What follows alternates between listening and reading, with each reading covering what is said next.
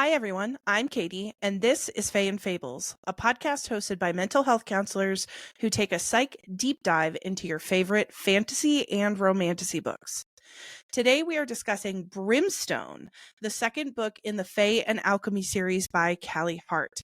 And I am so excited because Becky is back.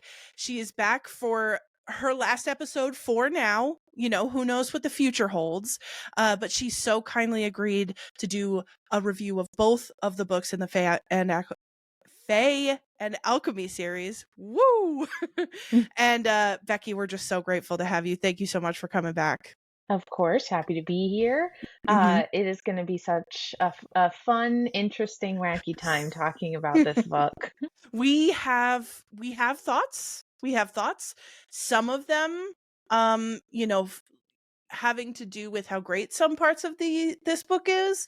We also have some qualms. We have a little bit of a bone to pick with some of these things. So you're going to hear a real mixed bag this evening. We had like a pre-talk to the talk where we're like, are we both seeing the same thing? And we're kind of in agreement. So we'll have to see what you all think, and we're excited to get to talk about it with you tonight. But before we do that, as always, there are disclaimers, spoiler warnings, and other things to get into. So first and foremost, please note that this episode contains spoilers for both Quicksilver and Brimstone, which are the only books out in the Fae and Alchemy series. There is a third book that is slated to be published, I believe, like a year from now. It's not even that long. Oh, that feels long. But we'll have spoilers for both books. So if you haven't read both, go take a read, come on back. Additionally, several potentially triggering, emotional, and or traumatic themes may be discussed, which could be impactful or upsetting. Further, adult language and themes are discussed and used in discussions of this book. So please take care of yourself. And if you are not in a place to engage with these types of conversations, come on back another day. It should be noted that this podcast is hosted by licensed mental health counselors, but it should not be used to diagnose, treat, or address any individual mental health concerns or conditions. The knowledge, opinions, and experiences we express related to mental health are our own and should not be applied as treatment. This is just for fun. So if you feel like you need mental health treatment, please seek out your own individualized mental health care. And then, as always, our order of events, we're going to do our rankings and ratings, where we talk about our star and chili pepper ratings, our plots and thoughts analysis, our teehee moments, where we're going to just talk about any time we got Twitter pated. I will tell you one thing.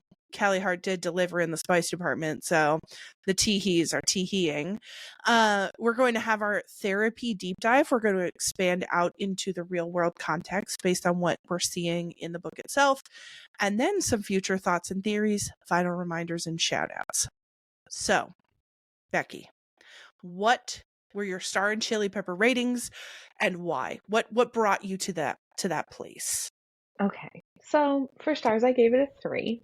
Mm-hmm. My explanation for this is, girl, I'm confused. Like, there is just a lot that happened. Uh-huh. In agreement with some of the good read reviews here.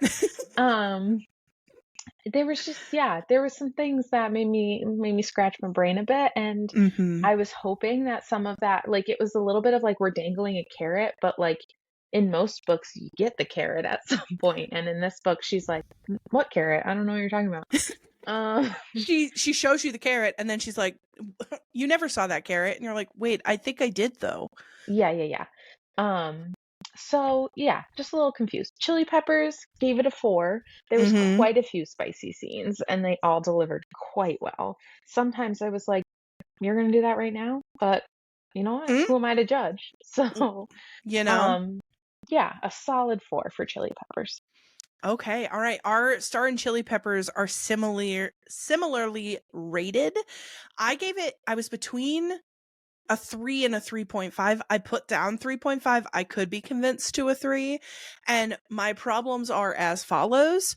One, there was so much lore, I felt like, that was not teased, introduced, discussed in the first book, that just sort of popped up in the second book.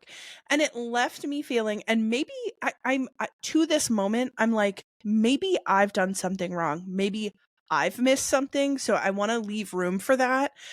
And I've read some books in my time, and I have rarely been this confused by elements that have just been sort of brought up, thrown in. And I think to myself, this, I've never heard of this before, but it's being talked about like we've just known it the whole time.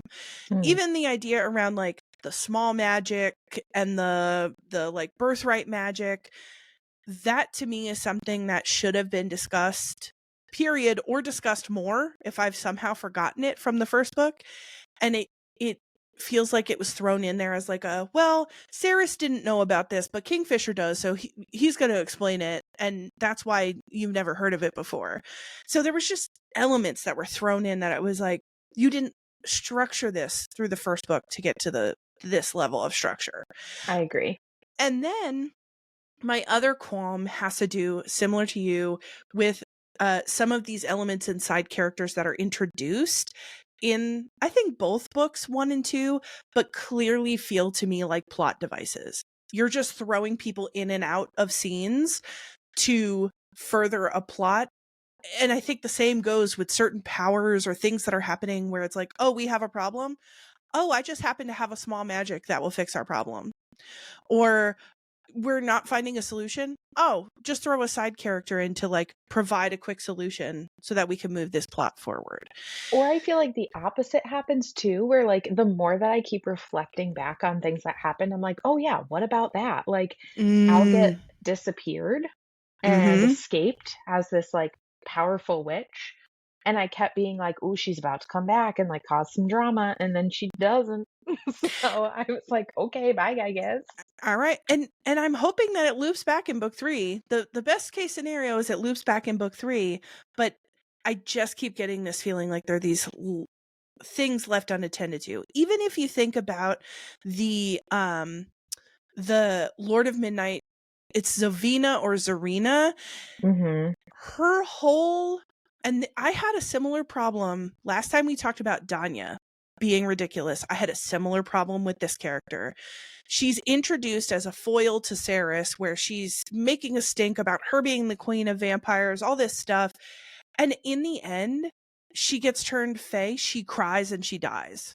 She doesn't add anything meaningful. She doesn't have an arc. She makes a nuisance of herself and is mean, and then becomes a wilted noodle just immediately, and is hysterically crying and then just dies. Yep. And that is so unsatisfying to me. Like, didn't learn anything, didn't have a redemption kind of thing, or even a villain thing. Like, be the villain if you're going to be the villain. But it was just, there were a lot of threads that I felt like that the author was sort of filling in plot holes or filling in holes where the plot needed to go, and then just dropping threads as soon as they weren't needed anymore. And I Yeah, wanted to see more cohesiveness, I guess. I agree. So, as you could see, we have thoughts today, and some of them are tricksy and some of them are complicated, and we wouldn't be doing ourselves a service or anybody a service if we just highlighted the things we liked and we didn't discuss the things that we wished we had seen in the narrative. So we're going to be doing a balancing game, talking about the things that we really connected with in the book, and then also providing, I like to think, meaningful critiques of the things that we wish we could have seen.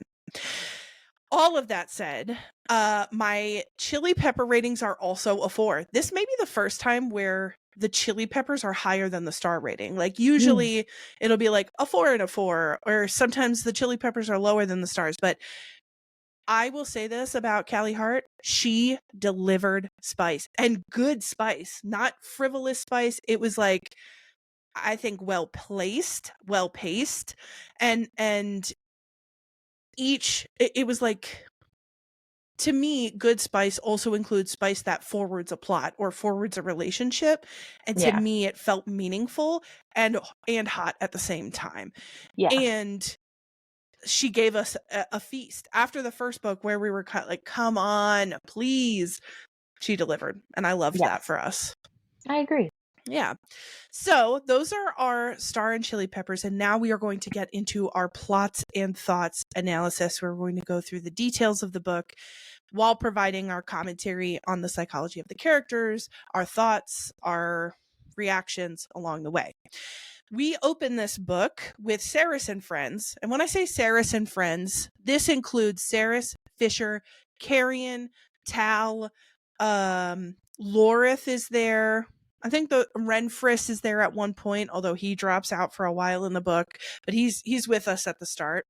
Although I don't know if he's at Amentraeth at this point, but most importantly, Saeris and Fisher are at Amentraeth, which is the capital of Sanisroth. Sanisroth is where all the vampires live. And Saeris has claimed her queenhood over the vampires because she killed Malcolm at the end of book 1. That was, I feel like, the big gasp that we all gusped at the end of book 1. And now we're seeing her having to live with the consequences of that. She's really trying to learn vampire court rules, work out how she feels about her relationship with Taladeus, who is her sire. A sire is just anybody who turns a fae into a vampire. And he did it to save her life, but now she's got this uncomfortable emotional bond with him where she could feel his emotions, and he I'm assuming could feel hers. He doesn't talk about it a ton, but he does reference it once or twice. And she has to go up in front of the court of her new subjects and make her claim, and they make her drink blood in front of everyone. She doesn't really want to. There's a part of her that doesn't really want to claim her vampireness at the start of this, but she drinks Fisher's blood, and it's hot. It's sexy because she makes a little mistake. She drinks his blood, but then she injects a little of her venom into him, and that sends him into a little tizzy. He doesn't lose his shit, but it's close. It's close. And after she's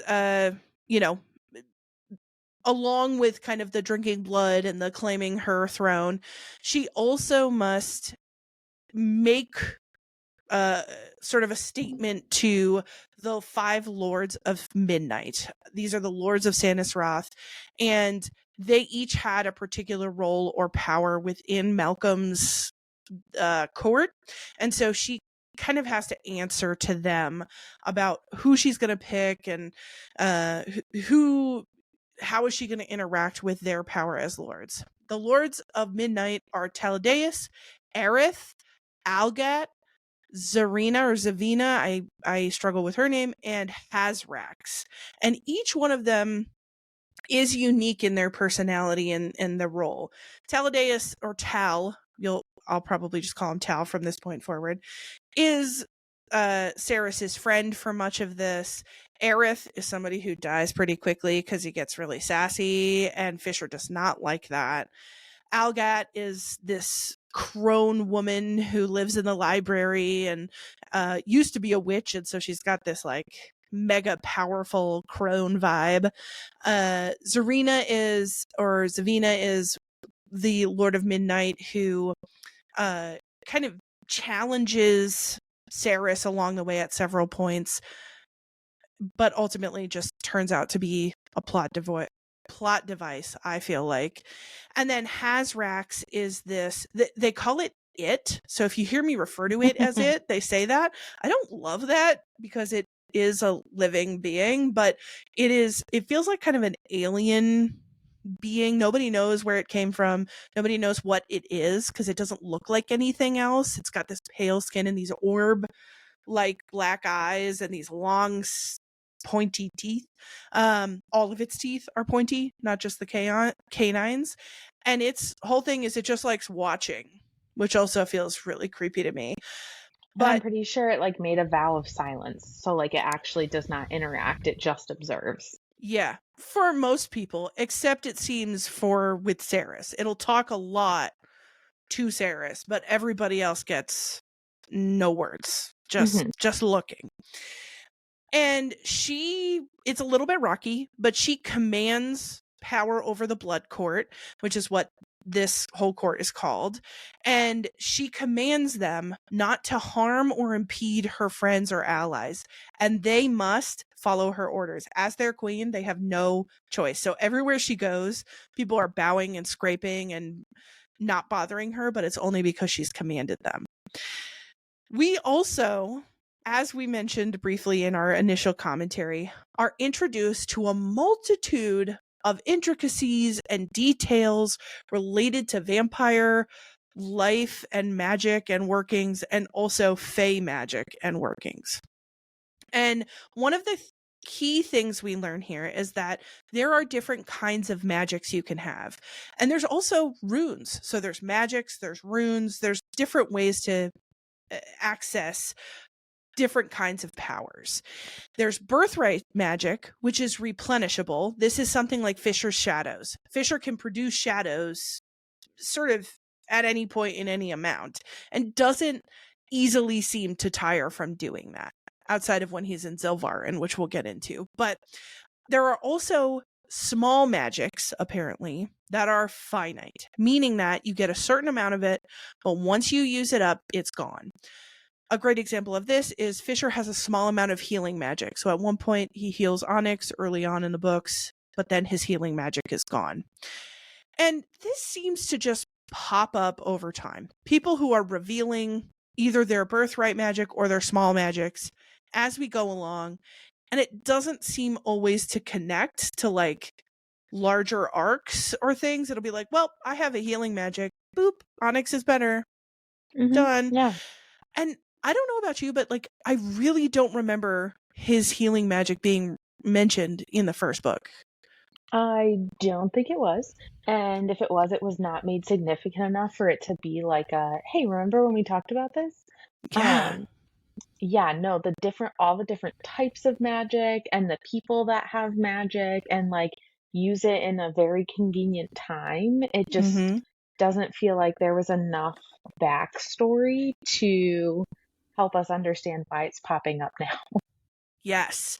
Even the magic that Saeris is trying to, get a handle on as an Alchemarin, there are 3 types of runes or magic that she's trying to master: Quicksilver, Brimstone, which is the name of the second book, and a third thing that we don't know. And it's felt very patchworked together for me of like how these 3 magics work together. And I think some of this could fall under the auspices of the Alchemarins are all dead, and so she doesn't have the knowledge to be able to fully understand it. But I still was left like, I don't know. I wanted there to be more of an arc, even with the 3 kinds of magic that she's seeking out. And I'll maybe give the author a little bit of credit of like, maybe she's so strategic and there is like some long game here. And the next book, like a lot of dots are going to connect and we're going to feel mind blown. I just wish there was at least a little bit more of that in this book, so I wasn't left in just like this swirl of confusion. Yes.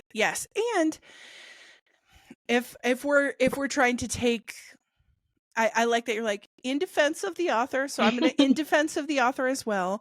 Maybe this is a reflection of how Saeris feels much of the time, which is confused because nobody's telling her anything because there's no Alchemarins to guide her. So if we're trying to lean into the vibe of all of this popping up randomly, I could see if we get a third book that ties everything together nicely, and you and I, maybe we'll come back a year from now and eat crow about this.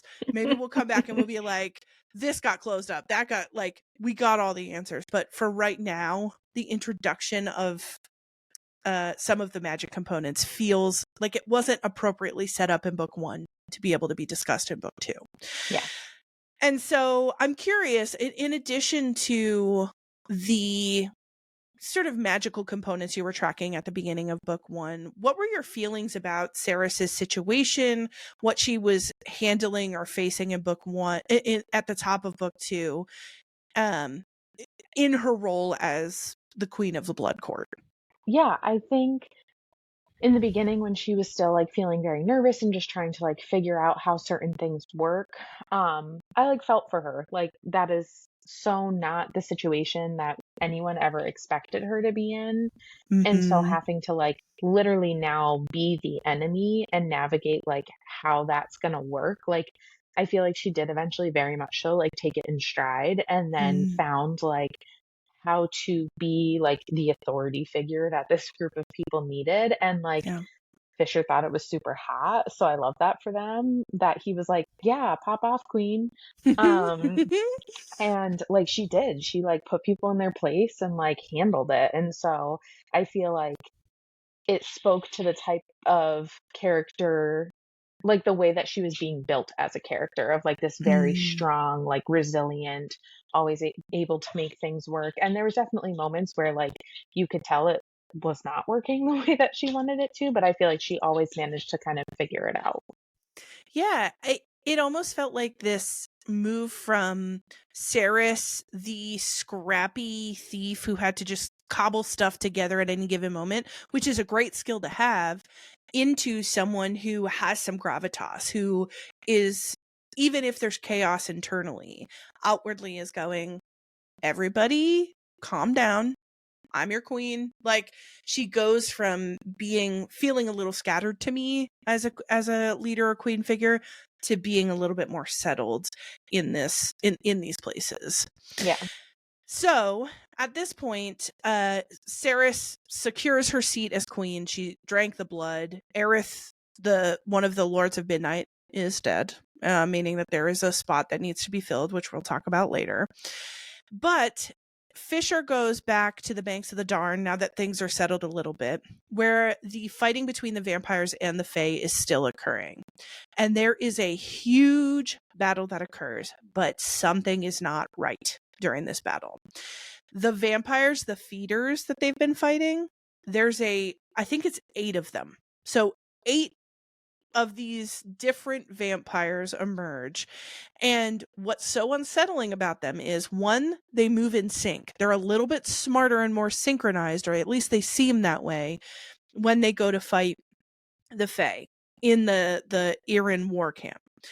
2, they are impervious to magic and to god swords. They absorb magic that's used against them to make them stronger. So every tool that the Fae have to fight off vampires is not effective here. They try to use brute force. Those feeders are much stronger than the Fae are. They try to use their god swords. The god swords do not work and are even harmed by these vampires. So it takes everybody aback. But they eventually subdue these vampires. We learn later that these vampires are made from turned humans from Zilvarin, and that they're somehow being brought into San Israth and Yavalia. This, to me, starts an arc that we don't get an answer totally about, as far as Yeah. I can tell. And again, there were even parts of this where I was like, am I missing something? Did Yes. I not read it? So I want to be completely open to the idea that maybe there was some big answer that was provided about Madra, and there were some answers provided about Madra and her power, as she's using essentially Zilvarin itself as a big rune of power. That gets answered. But I didn't ever see an answer about how they're getting from Zilvarin into Yavalia and why exactly they are these elevated zombie feeders that somehow are much more strong, more powerful than the others. Yeah, I feel like Madra at the beginning of this book, when like this part is happening, it's like, Mm, okay, so Madra is going to be like the main villain per se in this book. And then like she's still kind of the problem, but mm-hmm. then just like it shifts, plot shifts. Yes. And again, with both Belican and Madra, you introduced 2 villains and had them sort of gain power within the end of the first book. And then they sort of pop in and out as needed throughout the second book, but without a meaningful arc. Yeah. Especially because at the end of book 1, Madra looks so ridiculous because she like ran away and wasn't very useful at the end of book 1. I almost wasn't concerned about Madra. I was Hmm. like, eh. And then once we find out later that she's using Zilvarin.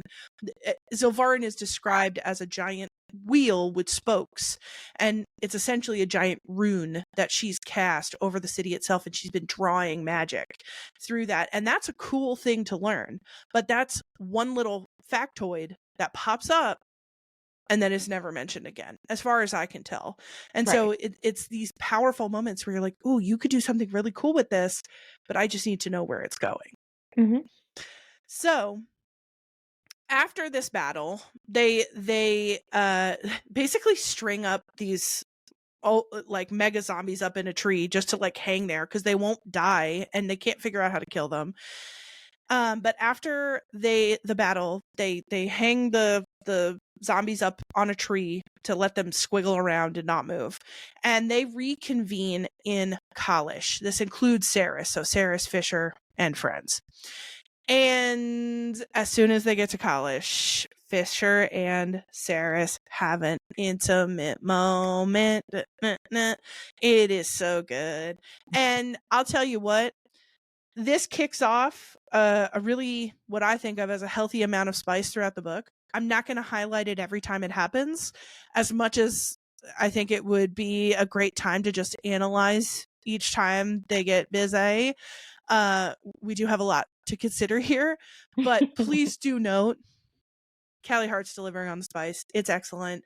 They're biting each other. They're giving each other venom. They're getting high. They're, swapping tattoos all the time. They're giving each other tattoos and going to different realms with their lovemaking. It's great. Yeah, it is. It is really great. And I enjoyed I have no complaints about that. Zero notes. That is the one part where I'm like, zero notes, no new, like, I don't have anything to say about it other than keep up the good work. For book 3, And I think to your do point it. too of like the way that it also lended to their relationship building, I really appreciated that part. Like it's not just like meaningless sex. Like it like is serving a purpose in their connection, which I think is really cool. What do you think about, I have some thoughts here, so I want to ask you first before I give my thoughts also, but what do you think about the development of their relationship and the development of their sexual dynamic in book 2? I love everything about it. I just feel like, and you'll see it in some of my like teehee moments, but the way that he is like, you just deserve to be worshipped to no end, and like everything about you, like I just want, like I just have like this need for you, like the minute you're around and I can smell any part of you, like I just need it, like I need you so bad. And she's like, okay, yeah, you do, you love me, that's cute. Mm-hmm. um but yeah, no, I think their relationship is like a great back and forth where sometimes like it's almost like too much. Like Yeah. one is too invested and the other's too like, I don't deserve you, or like, whatever the dynamic might be. But sometimes it's a little like over the top. But I feel like their back and forth is very like sweet and it's like romantic, but also like very sexual. Mm-hmm. I love the reciprocation. They're both obsessed with each other. And Sarah says it at some point. She's like, this goes beyond love. I'm obsessed with this man. And he says it to her time and time again. He says, like, I will do whatever you want me to do. I love you so fucking much.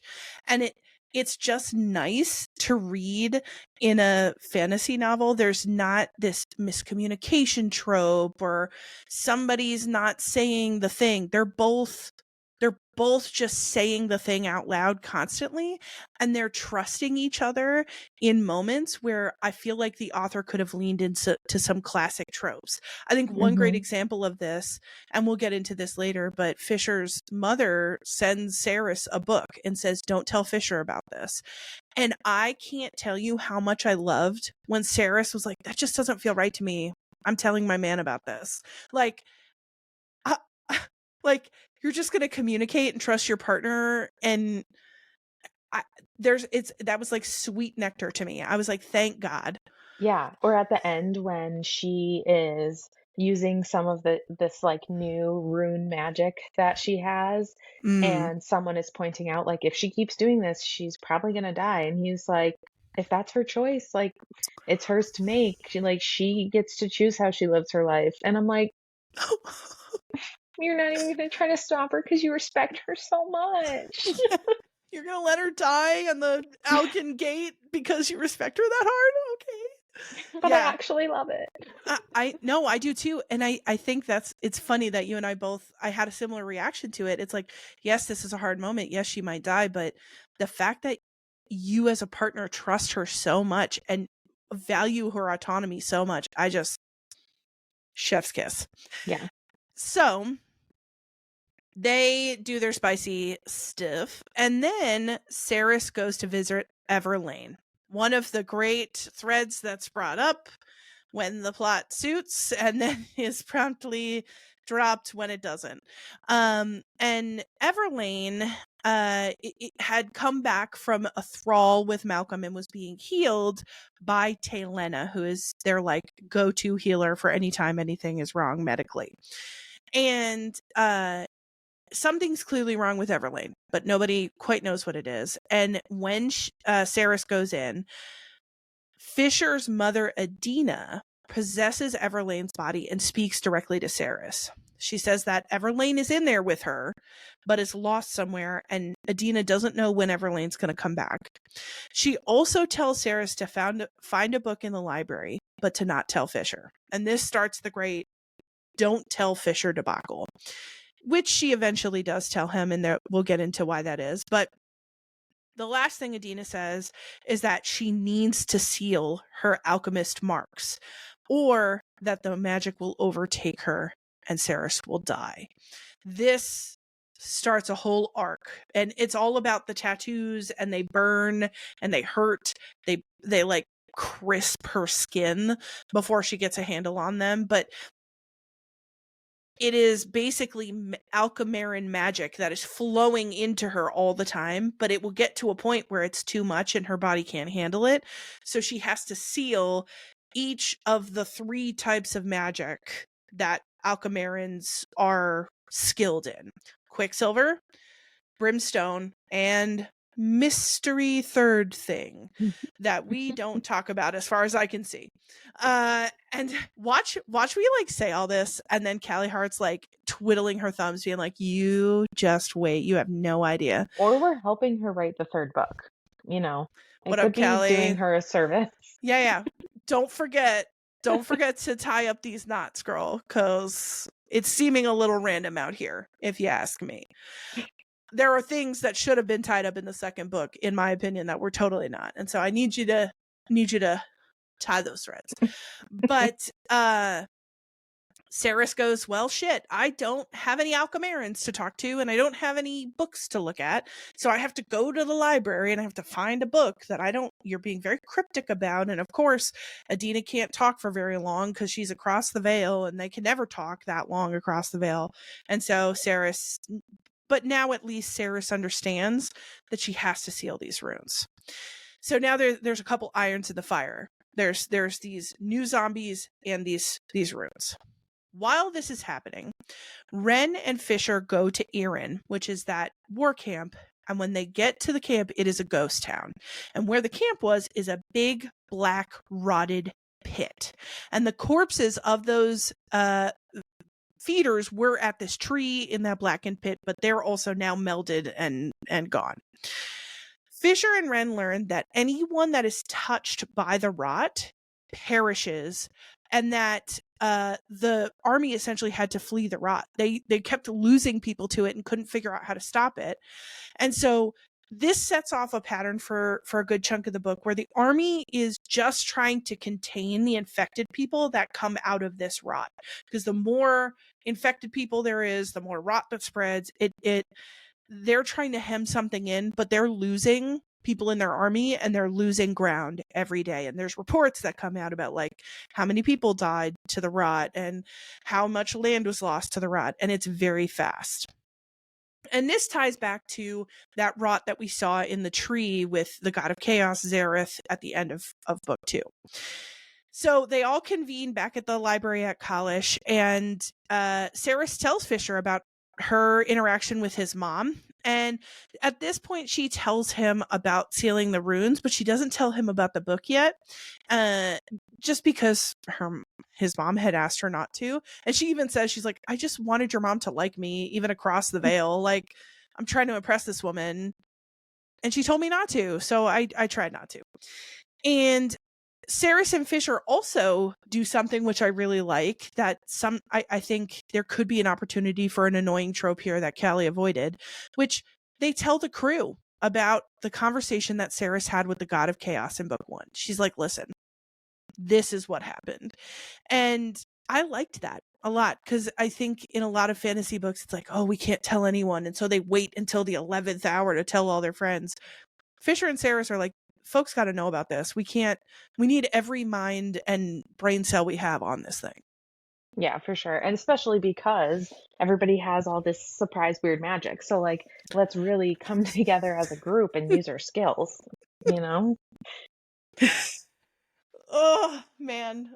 Like, if we could just get everybody's random magics that come up, if I could just get a cohesive idea of what everyone's magics are. A flowchart might be good. A flowchart. I would love that. A flowchart. And this even brings up, like, Carrion has what seems to be plant magic, but it's never brought up again. And what was the point of showing me that? Or, well, and even like, why wouldn't you then use the plant magic? Like, did you try the plant magic against the rot?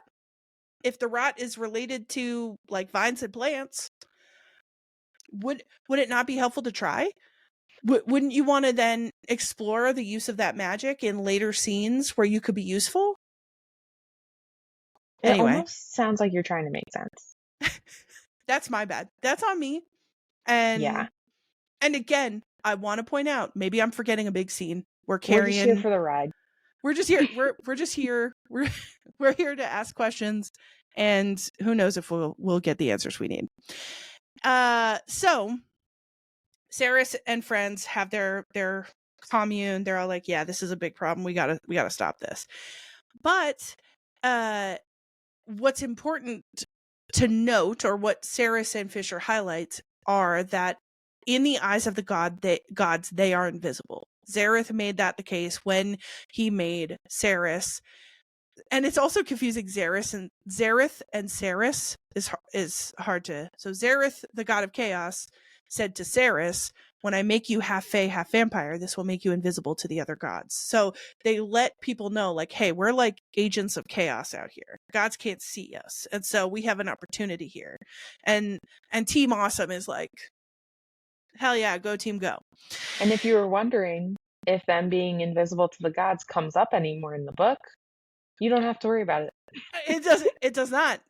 As far as we can remember. Again, we always want to highlight, maybe we missed it. I don't know, but I really feel like we didn't. For both of us, there's 2 master's degrees between us. I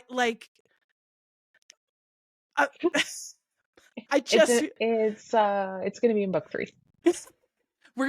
That's what we're gonna start saying. Book 3 is gonna tie this one up. Yep. So they decide, in order to address all their problems that they now have, they have to split up.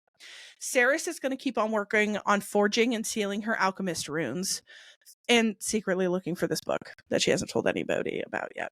Fisher and Carrion are going to go to Zilvarin to see if they can get Madra's stash of silver and retrieve Hayden and Elroy. Hayden and Elroy from book 1. The one Saeris just wants to get her hands on, bring them back to Yvelia so that they could be safer, maybe. They also want to see if Madra is the one sending infected feeders into Yvelia. They want information, they want silver, they want Hayden and Elroy. So now, I want to highlight that Saeris and Fisher are apart for all of 3 days, but they treat it like it's 1,000 years.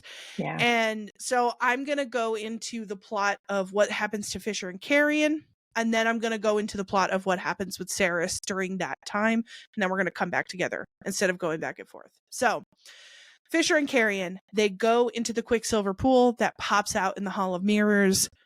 Fisher fucks a bunch of people up and kills them, and Carrion is leading them to a stash of silver, not from Madra, but a stash that he personally has. And he gives a lot of reasons for this. He's like, listen, I've been looking for Madra's stash for over 1,000 years. I'm telling you, we're not going to find it in 3 days. Just get that out of your head right now. And Fisher is really exasperated by Carrion, but he does come to terms with the fact that he actually is a friend to Saeris, and their Fisher and Carrion's relationship improves throughout the book. And eventually Carrion reveals that he loves Saeris, but he's not in love with her. That he had loved a human before he had ever met Saeris, and that human had died. And he said that it hurts more and more all the time. That he couldn't bear opening his heart up again to Saeris the way that he opened up to this previous human. Does that detail ever emerge again? No. And Fisher, despite himself, really starts liking Carrion in his own like grumpy little way. He recognizes within himself, like, I have this jealousy and I don't really need it. And I'm actually just grateful that I'm the one that gets her. Like, imagine if I'm Carrion, who couldn't ever really love her properly. That wouldn't feel good. So he does a little bit of a turnaround on Carrion, where at first he's like more than happy to watch him die. And Carrion and Fisher go find a man called Voreth Shaw, who will help them get to Carrion's smuggling partner, Eric. I think his name is Eric. And because Carrion's been absent, once he left, his partner was like, we have all these goods. You're not here to use them. I'm going to use them. But what's interesting, and I thought this was a really kind of cool and creepy dynamic, Fisher senses pretty early on that something's up with Shaw. Something's not right. He doesn't seem afraid when he should be. He's kind of got a creepy gaze. It's not, something's off. But eventually he leads them into a tower, and lo and behold, it is not the easy to grab treasure. It is a demon scorpion trap. This was a thing to me that I had not heard of a demon or a demon trap in the first book that I can remember. I've read the book twice. This felt like a whole new dynamic that Yeah, there's demons now. That's exactly how it felt. Okay. And okie doke. And so now they have to fight the demon. And so this demon, what's cool about this demon is it is constructed of hundreds or thousands of scorpions, and they could deconstruct and they trap Carrion and then Fisher a bit, and they sting them a bunch, and eventually what will happen is Carrion and Fisher will hallucinate, and then they will throw up, and then they will die. But fortunately, Fisher has made a bargain or two in his time and is a little sneaky with it. Makes a bargain with the demon. He gets the antidote to the venom they've been stung with. They take it, and they ultimately find the silver. And it all works out in the end. Fisher also keeps one last scorpion in a box, so technically he has the demon still. Yeah.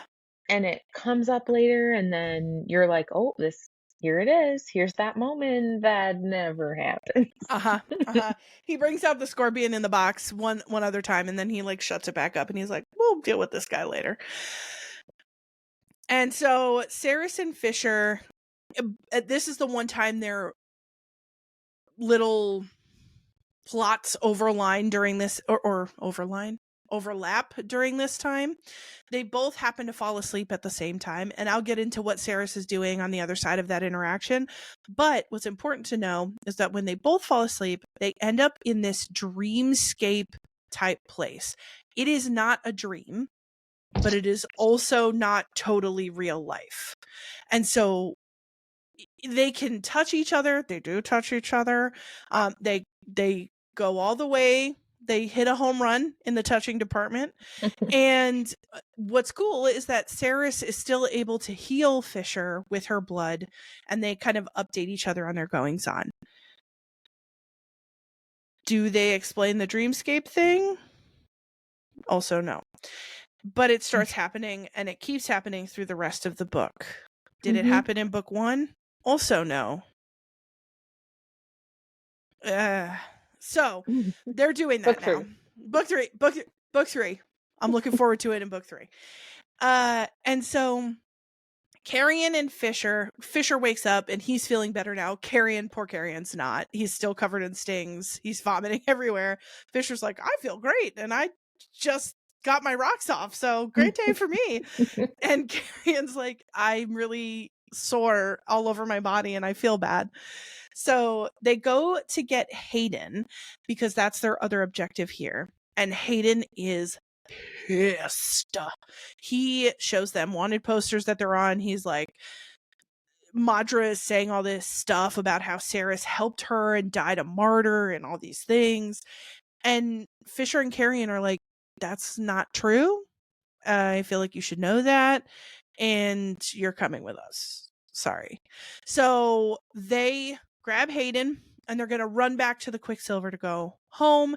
Fisher has some plans about going to see Madra that never come to fruition. But on the way there, they are set upon by guardians. And Carrion and Fisher see that the guardians are cleansing the girls. They're sterilizing the teenage girls like they did to Saeris. And Fisher goes crazy. He goes berserk. He says, my woman had to go through that. I love that he says, and it's not about the fact that she can't have kids. It's the fact that they took that choice away from her. Mm-hmm. Shot through the heart. It was so good. And so in another turn of magic that I don't quite understand, he covers Zilvarin in blackness, in black shadows. The whole time they were in Zilvarin, he was like, I don't really have access to my shadows. It's not my realm, so it's really hard for me to maintain my magic here. This apparently sets him off, and now he doesn't have problems with the shadow magic. And so he covers Zilvarin in shadow, and he murders literally like 50 guards. He slaughters people.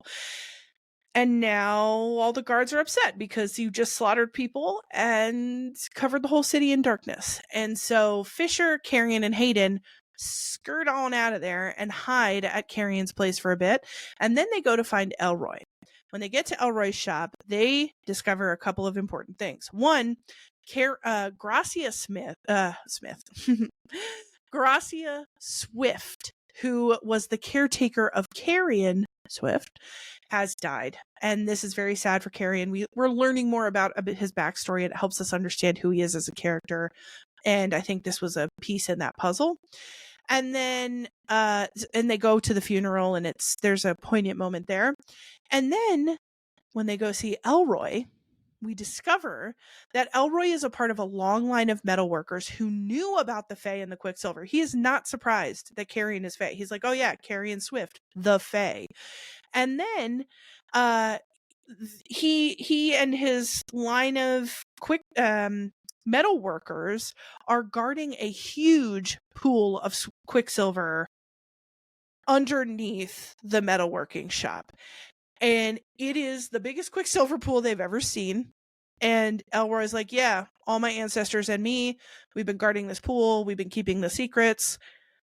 I knew Saeris, something was up with Saeris. The moment I met her, the metal was ringing all around her. And I was just trying to protect her from, getting hurt in this realm. And then when they go down to the Quicksilver pool and they see it's alive, it's open, the Quicksilver's open, it's jamming down there. They realize their Quicksilver is not supposed to be activated yet. Something must be wrong. If the Quicksilver's activated now, something's happening on the other side. Saeris wouldn't do that because once you open one Quicksilver pool, all of them are open. So you're opening yourself up for danger, and she wouldn't do that if everything was copacetic. And they jump into the pool. And we're going to pick up with them later after we talk about Saeris a little bit. But I'm curious to know, Becky, how did you feel about the relationship between Carrion and Fisher and the things we learn about Carrion as a character? I think the way that Fisher describes how he starts to view Carrion after the conversation of like, I love her and I care about her so much, but I'm not in love with her. So like, chill out, dude. You can have her. Mm-hmm. And then also there's like a scene that's described at the funeral for Gracia where Fisher like hugs him and Carrion just like sobs into his chest. And he's like, "I knew he just needed that." And I was like, "Aw, buddies." I Um, I really I liked that. I liked that so much, and I thought it was a great representation of physical touch and warmth between two male characters. And not it wasn't weird or a long moment or like deeply, it's not like they only had love for each other. They still aggravate the fuck out of each other sometimes, but it was this great moment of I'm going to provide physical comfort Yeah. to another man and just get in here and hold you for a second. I really like when there's representations of men being able to receive and give comfort to one another without this sort of patriarchal BS that sometimes attends that kind of thing. Yeah, no, definitely. And I think even just like the Carrion having like that emotional reaction to it and that being like not like, oh, it was so embarrassing and it was just Mhm. very like normal and Fisher comforted him and it wasn't like he was a warrior so he had to hide his feelings. He was like, no, he sobbed in my chest and I gave him a big old bear hug and then we carried on. Yeah. And I like that you highlight that too, because it Carrion does not become this mess of a person who can't function anymore. He has a moment, gets what he needs, and he keeps going. It was a great. I thought there was some good emotional intelligence that was sewn in there, and I like that you bring that up. So and also, I'm curious, like about Carrion's character. I felt like there was a lot that was sewn in with Carrion's character that we learned about him. Hmm. He very much at the end of book one was still this sort of like rakish, just sort of charmer, good time guy. And this book I really feel like fleshed out his character in a way that had some real depth to it. Was there anything that stuck out to you? Yeah, that all of that. And I believe it was in this book and not Mhm. yeah, I'm pretty sure it was this book, where he kind of like points that out to Fisher and he's like, well, if you're gonna treat me like an idiot, I'm gonna keep acting like an idiot. But if you like respect me and acknowledge the things that I can do, then like I'll help you. Um, Mhm. 'Cause and I just the he phrased it obviously much better than that, but that, like, back and forth interaction where it was like, "Oh, he's, like, way smarter and way more, like, resourceful and helpful, but, like, because you guys always talk down to him and, like, minimize the way that he can help you, he's like, 'Fine then, like, if I'm no use to you, I'll be no use to you.'" But then once they start to, like, show him that little bit of respect, he's like, "Yeah, also, like, let me help." Mhm. And it's a maneuver away from the sort of brutish guy thing where it's like I have so much pride and you don't talk to me that way. He's very slick with it. He's like I'm going to let you have your assumptions however you want to have them, and if it's on you if you think that whatever I'm projecting to you right now, whatever you think you're seeing from me, if I'm just throwing that right back in your face, it's your fault if you don't see it, that there's something bigger going on here, that I've got other plans going on here. I'll let you use that. I'll use it as a smoke screen to keep you from looking deeper. And I just Yeah, thought that was so savvy. Like, yeah. get after it. And I think there's a book. I don't know if you've ever, we may have talked about this book series, but maybe not. Daughter of No Worlds No. by Carissa Broadbent, one of my favorites of all time. And in that book, the one of the main characters is essentially like an enslaved woman and a dancer. And she's like, if what you want to see from me is sex worker and dancer and you want me to be unidimensional and stupid or unidimensional and not powerful, I'm going to use that and snake around your assumptions and you won't even see me coming because you won't assume it. So there's something I really like about when a character does that because it goes against the like I have to defend myself. It's like Mhm. I'm not going to get defensive about it. I'm just going to get smart with it, and I like that. Yeah. So while Fisher and Carrion are hugging and they are going through the uh, bright suns of Zilvarin, which Fisher also hates, Saeris has her own things happening. She's back in Amontreath, which is the seat of the Blood Court, and she and Lorith go to a tavern in what's called the Cogs. The Cogs is essentially the town where the High Bloods, which are the sentient vampires, walk around with people that they called the Thralls, which are Fae who have decided that I'm just going to be enthralled to a vampire. They could drink my blood. I get high all the time. I get paid. Life is good. Hell yeah. And so they're in a tavern, and Lorith makes some trouble for reasons that I can't totally decipher. He just gets in there and he gets cranky. And he even says it later. He's like, I was in a piss poor mood, and I made trouble for us. But Tal finds them, diffuses things, and says, hey, Saeris, can I chat with you for a second? Would you mind if I disavowed you?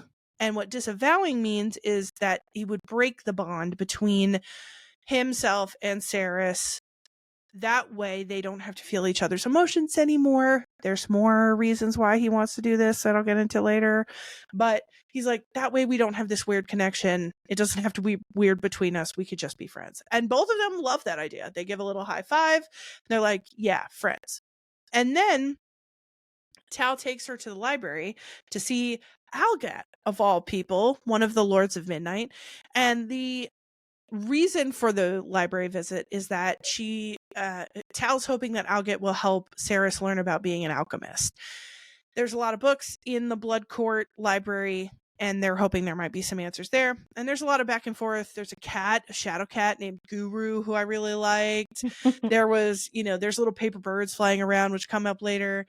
But Algat eventually, after much posturing and arguing, is like, fine, I will give you a book that will help you, but I'm not giving you too many books, and stay out of my way. And Saeris is like, whatever. I could just command you to do whatever I want, but I'll be nice.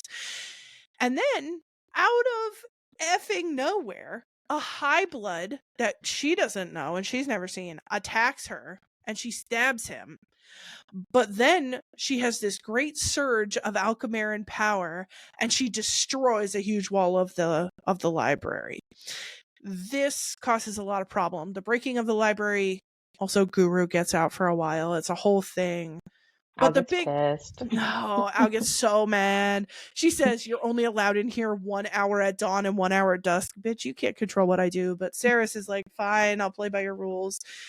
And the most important thing that comes out of that interaction, in my estimation, is that we learn who this attacking vampire is. It is Foley. Foley was one of Kingfisher's Lupoproelia, and he had gone to Sanisroth to find his love and had broken off an engagement with Everlane. They had tried to reach him for hundreds of years. They wrote to him. They were like, come back. We don't even care if you're a vampire. We'll work it out. We love you. And he said, no thanks.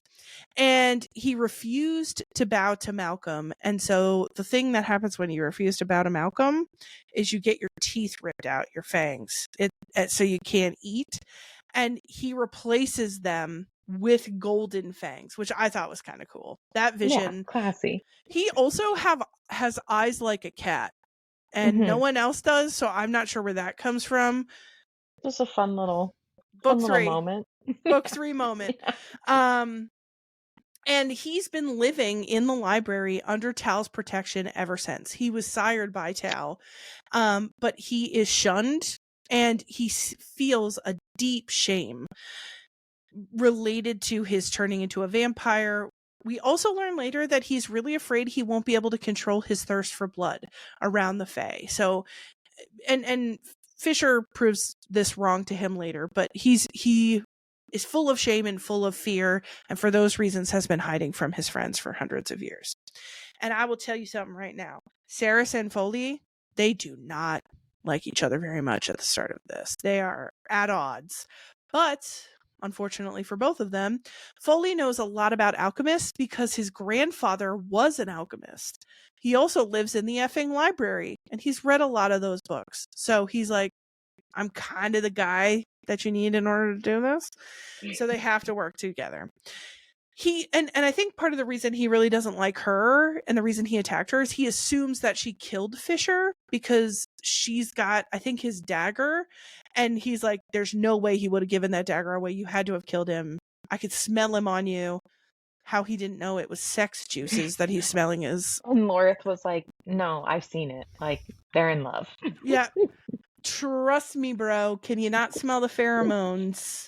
Open your nostrils a little bit and breathe in the sex juice because they're not enemies, they're lovers. And so he teaches her a couple of things that are important for her to know about alchemist life. One, he teaches her that she has been subduing and forcing the quicksilver with her alchemy magic, but that she needs to learn to work with her magic, that she can do a lot more if she's working in tandem with her magic than she could if she's trying to force it into anything. And she works at it and she succeeds and she seals her alchemist shield runes. The way that she does this is she goes down to the quicksilver pool under Amontreath and she's trying to work things out with the quicksilver. She's like, all right, I'm stepping into this pool because you and I got shit to work out between us and I don't want to be mean to you anymore and I don't want to be making bargains with you anymore. So let's work this out. And so she submerges and activates the pool.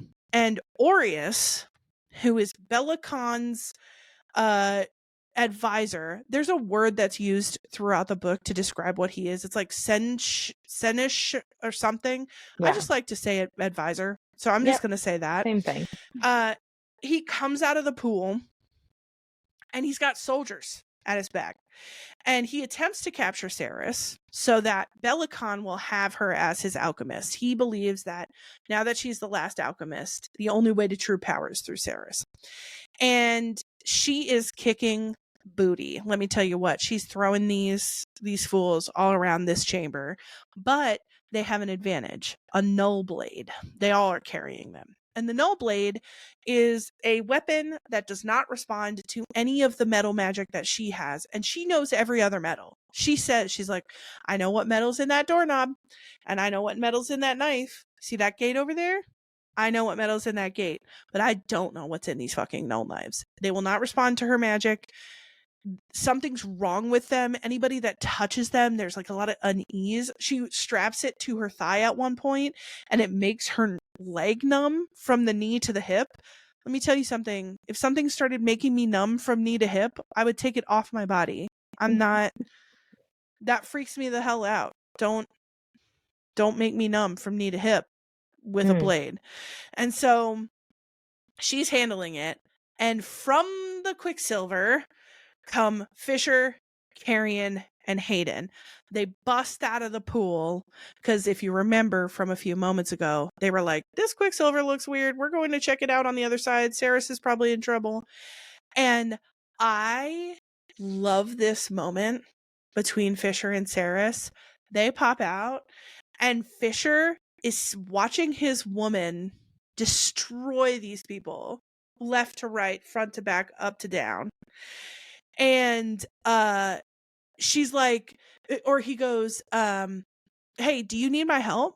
Like, do you need me to get involved here or do you got this, baby girl? He doesn't call her baby girl, but I picture that. And she's like, nah, babe, I think I got it. Like, thank you, though. And she vanquishes a bunch of the guards.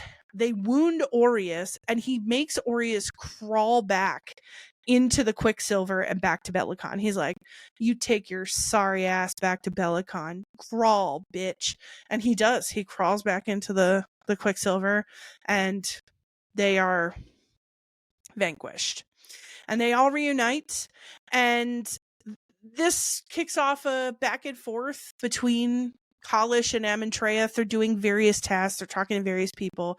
But the significant time apart between Fisher and Saeris, as in 3 days apart, is now over and they're back together. Even though they actually were together in the weird dream space and got to bang one out quick. Yeah. Let's never forget. So it actually wasn't even 3 days, but reunited and it feels so good. And obviously they need to handle their business.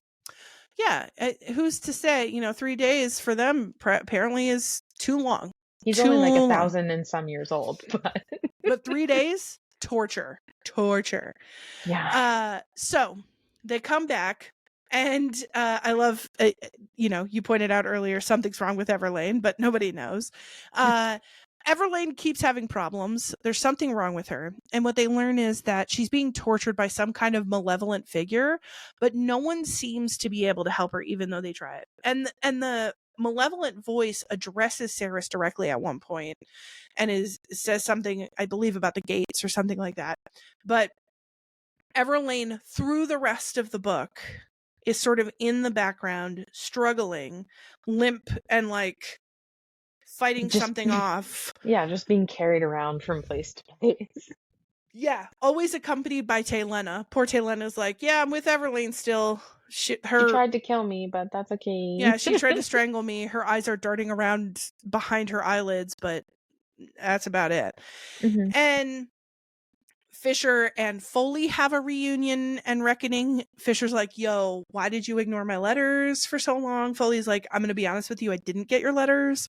Zavina took them, but Which we'll again, get to that. That's random.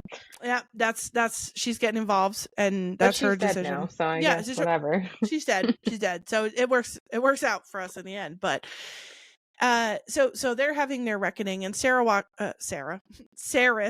Can you imagine there's one girl That's named her Sarah? human name. There's like one random girl who works in the library named Sarah.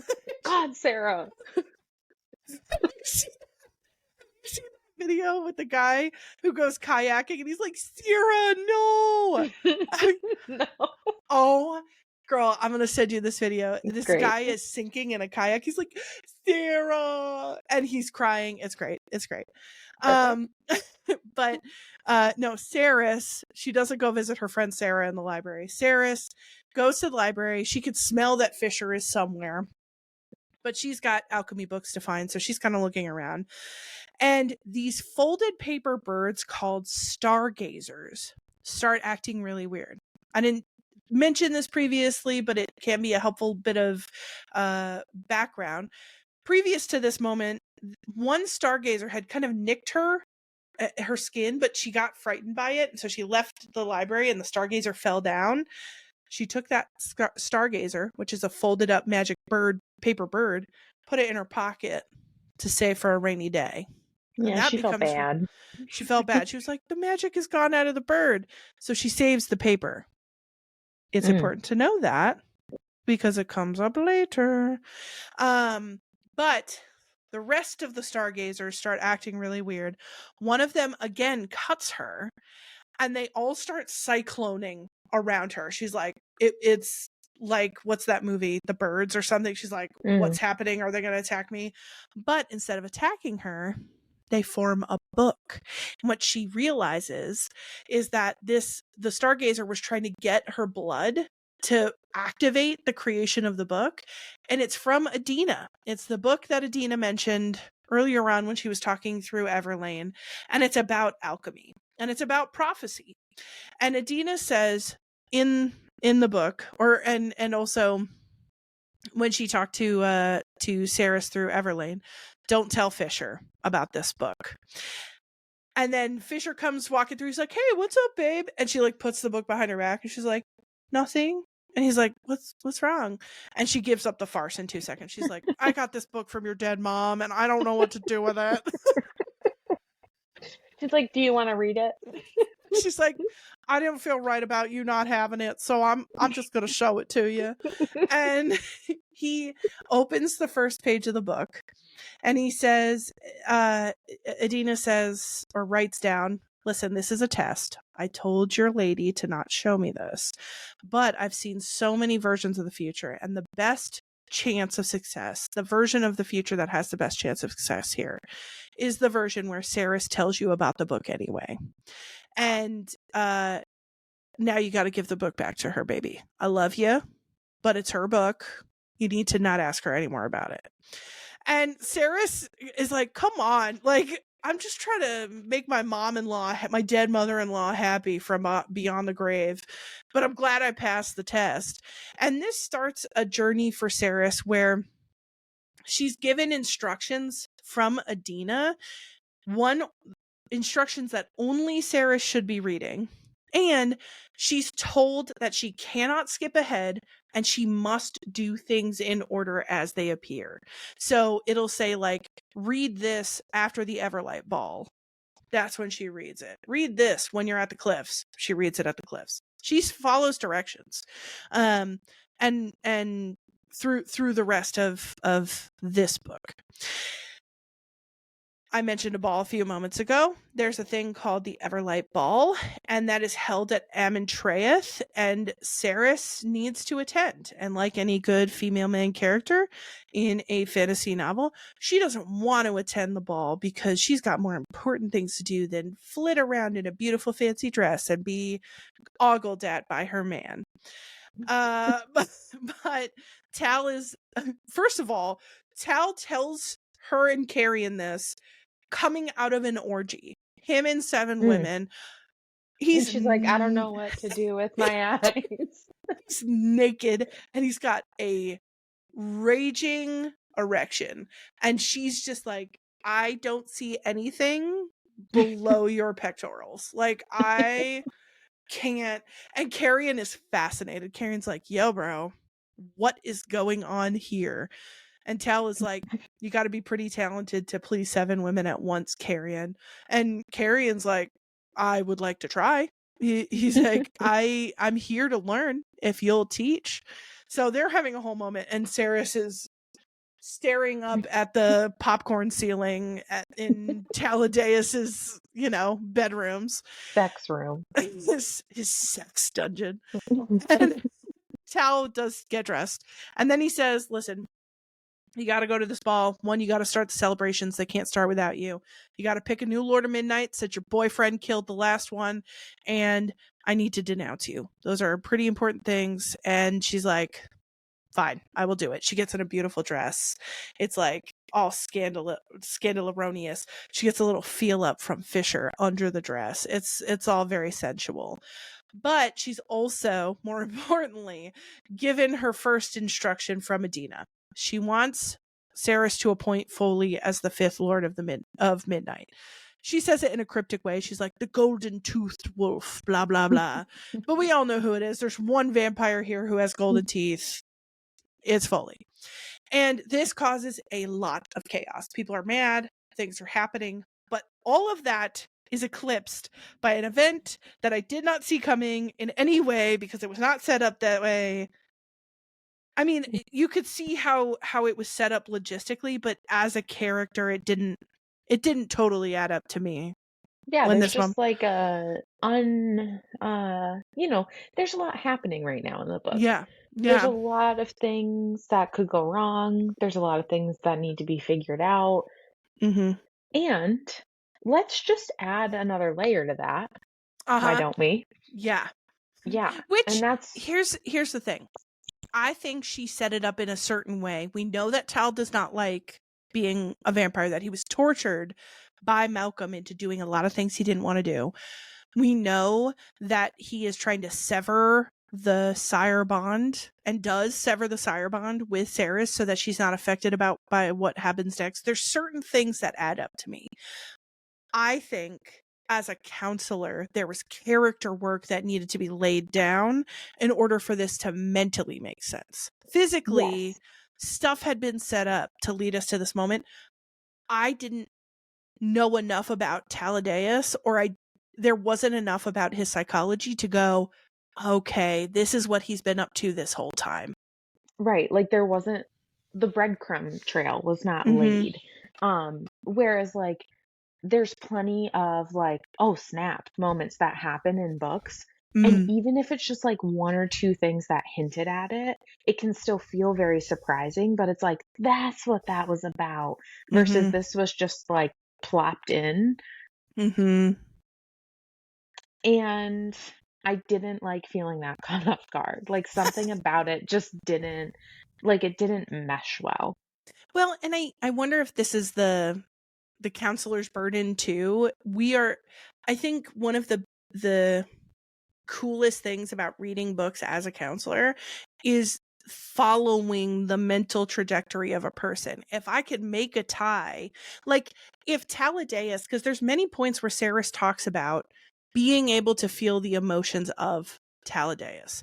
And she says, like, I sense a deep sadness. I sense, like, it would have been cool to me to see more work laid down around Taladeus is lying to me right now, and I can tell, Right. or something isn't right, something in his behavior that gave Mhm. him away, more tells, something where I could point to his character trajectory and go, oh, this moment makes sense to me, and maybe I couldn't have made sense to for why all this was happening before, but now I could see it as the seeds unfolding.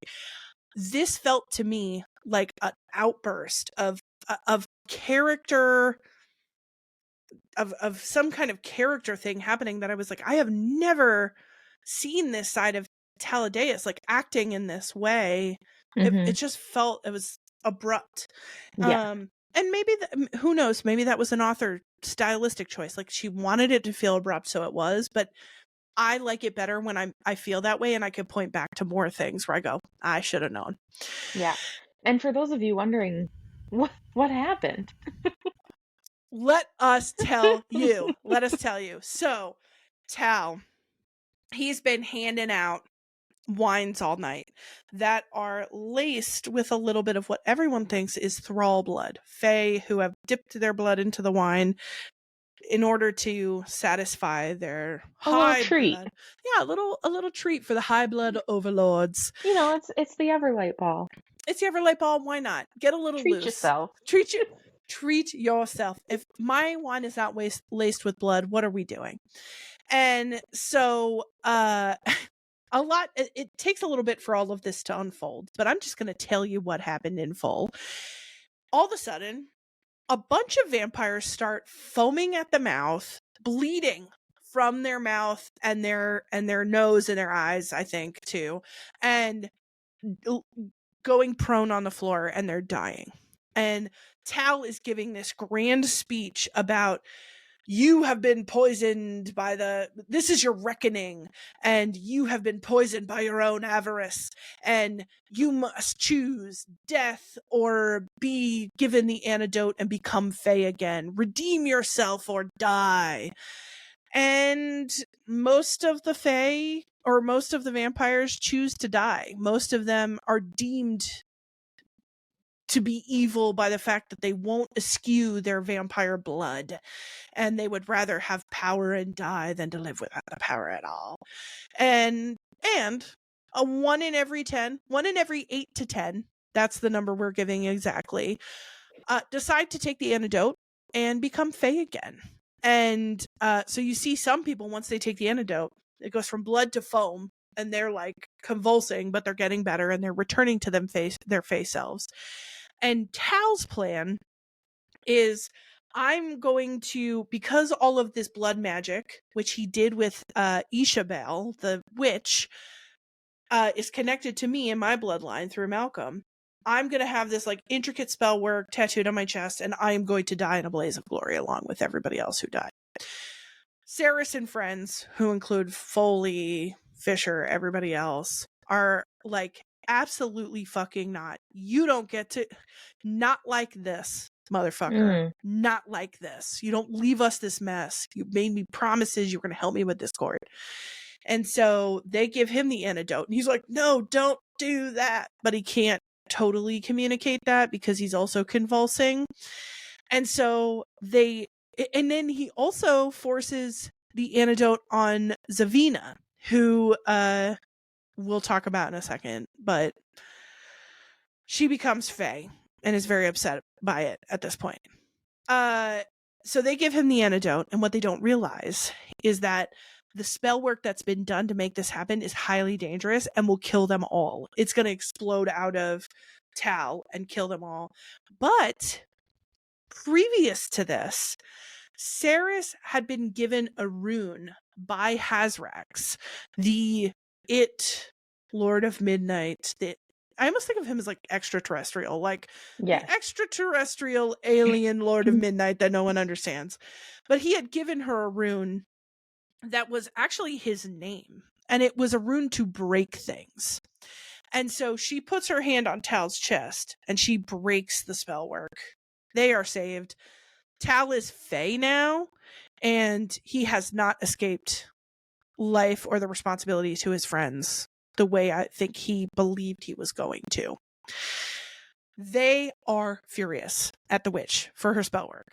But she's like, listen, the witches have been trying to hobble this blood court for centuries. We've wanted to kill all of them. This was the opportunity. I took it.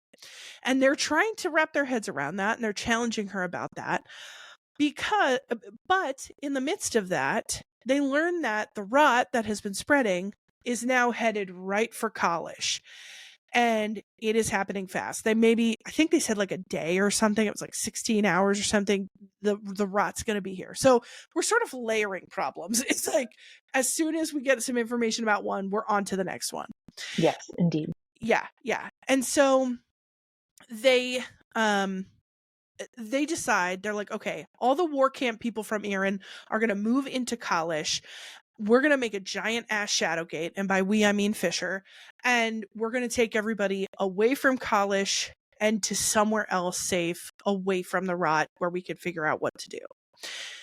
Before we get into what happens next, I want to check in on what you thought about. I know we talked about some of the ways that Tal's character was not quite built up the way we hoped it was, but what did you think about Tal as a character and his psychology, his motivations up until this point? Especially in the first book, I really liked the way that it seemed like he was always kind of like having Fisher's back. And like, even when he was in like Malcolm's maze, and, I think in this book, Fisher references back to the fact that like Tal would always like give him the clothes off of his back, even though like he didn't mean to do that, because Fisher would like wake up from having been killed by that freaky spider monster. Mothrill? Yes, and would just be laying there naked, and Tal would be like, "Oh, buddy," and like help him out. And especially in the beginning of this book, like you get kind of like the same vibe that like he really wants to help Saeris and like make sure that like things go okay for her. He feels like somewhat responsible for her. And so I do feel like up until this moment, I do feel like he has like everyone's best interest in mind, and like really is trying to create like a better world, like help everybody like figure out how to like make the best situation out of all of like the mayhem that Malcolm caused. Yeah. And I think this was like another attempt of him doing that, but it also felt a little bit selfish, which is kind of like out of character for him, that he was going to be like, I'm just going to take myself out and, be the martyr and like go down with the ship. And it was like, okay, but then like you're creating a huge mess for them. So like I get the point that you were trying to get to, but also like there were so many ways that the team could have had like conversations about how they were going to approach that. And it did seem like something that like they knew was on the horizon, but also like the rot and all of these other things were like very much so important. And he was just like, well, this is important to me now, and so I'm just going to do it and tell none of you, and then I'm also going to off myself so you all have to figure it out. And it was just like, that was so unhelpful. Like this totally could have waited until the 7 other problems were solved. Yes. And or help me understand why you feel like your own death is the only and best option. I think one of the things with counselors is we encounter suicidal ideation much more than I think most people would assume.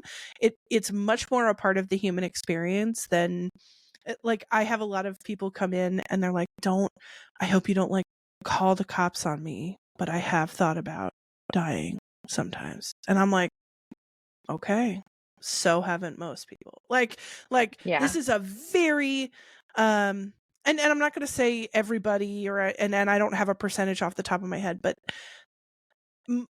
more people than you think have thought about dying at least at some point during their life.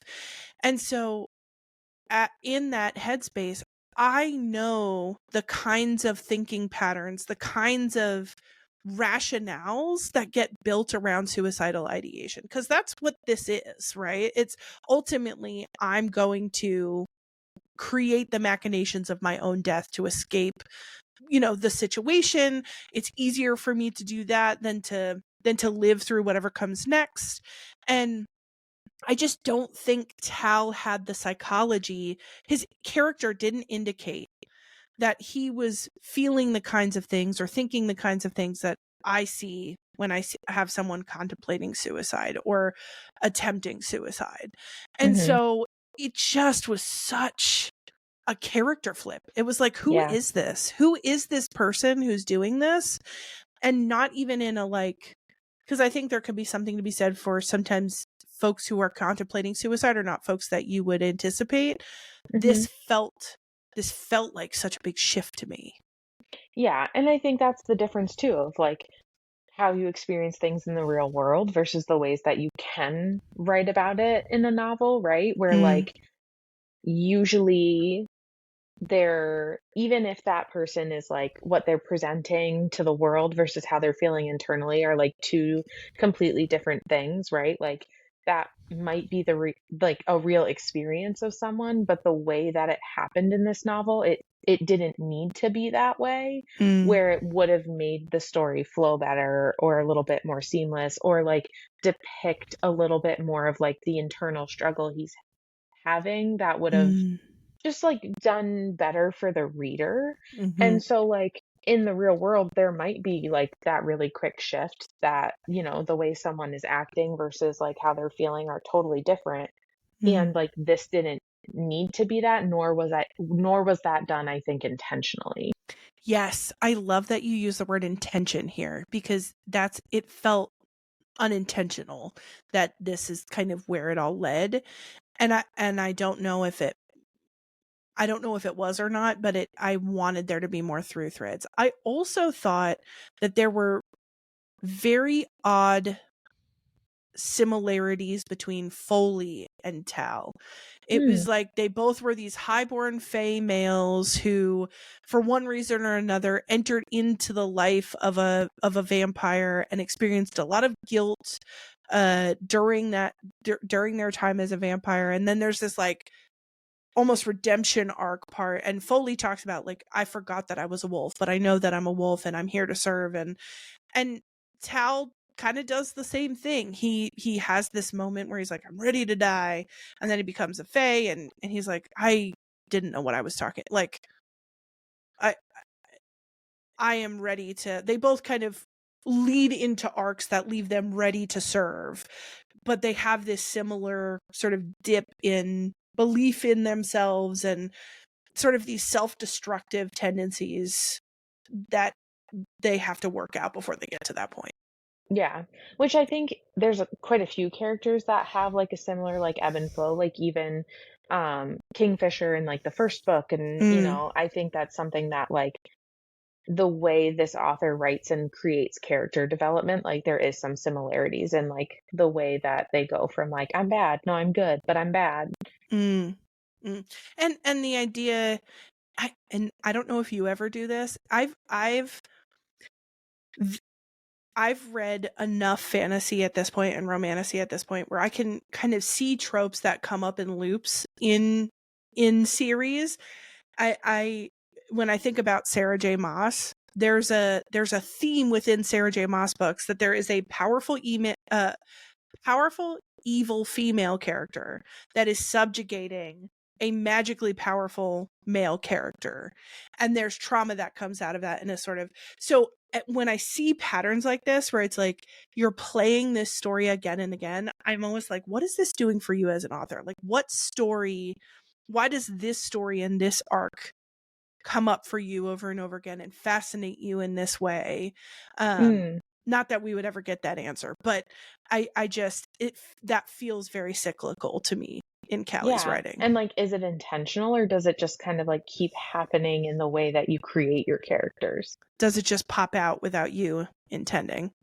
Yeah. Answers we'll never know. But Callie, if you're Book 3. listening, girl, book 3, tell us, let us know. Put it in the afterword or whatever. Let us know.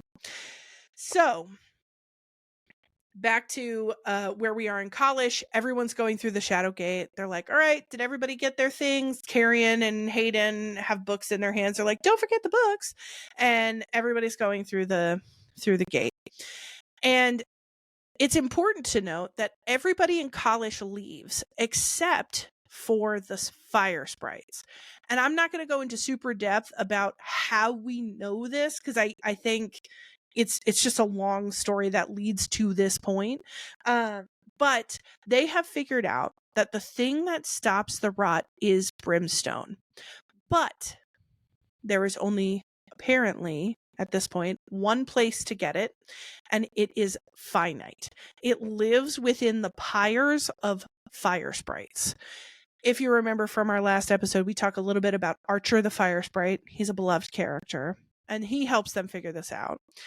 But even though it can be the key against the rot, they would have to sacrifice all of the fire sprites, including Archer, in order to get their hands on this brimstone to stop the spread. And they choose not to do that. They're like, I'm not going to ask my friends to sacrifice their lives en masse. Like, I'm not going to commit genocide of my friends in order to stop this rot. We have to think about the fact that there might be no one left, but to even care about the fire sprites if they don't figure something out. But I agree with their decision not to kill the fire sprites. And so the fire sprites choose to stay. They're like, yo, we are immune to this rot stuff. We're going to sit by our pyres because we can't be away from them for too long, and we'll be protected by the brimstone. Everyone else leaves, and when they go through, they're heading to a place called Ishtar, which is a town full of satyrs, they have these furry legs, and they have little hooves. If you think in the Hercules movie of what's his name? The helper, you know what I'm talking about? You know who I'm saying? Or Narnia. The guy in Narnia, whose name I also can't remember, them all. And so this is gonna irk me. Yeah. I'll look it up later. I was gonna say, I wish I could remember. I know in Hercules it's like one syllable, it's like Frank or something, but it's not Frank. No, it's like a man's name. Yeah, and then in Narnia it's Tumnus. Mr. Tumnus is Narnia. Phil, Frank. That was close. That was pretty good. Yeah. So they go through the gate, and there is pure chaos. They step through the gate, everything's bad. Feeders everywhere, people dying, explosions happening. What the fuck? And the whole town is being attacked by feeders, and many of them are from Zilvar, and you could tell because they're wearing that stupid golden armor that Madra makes them wear as they run around killing people. And eventually things, Saeris and friends prevail, but Fisher is missing. Fisher went in the gate. Fisher did not come out of the gate. And you see a line in Fisher's perspective that just says, hello, dog. The only person that calls Fisher dog is Belicon. So we know that Belicon has him. But Saeris and everyone else is like, where the fuck is Fisher? And he's her mate. And so she is... I love that one point she says, like, I am a ticking time bomb of rage and worry, and I'm covering it with a thin veil of control, but I'm losing patience every second that we don't know where Fisher is. Yeah. And I was like, that is super fair. I think I would feel the same way if I were in your shoes.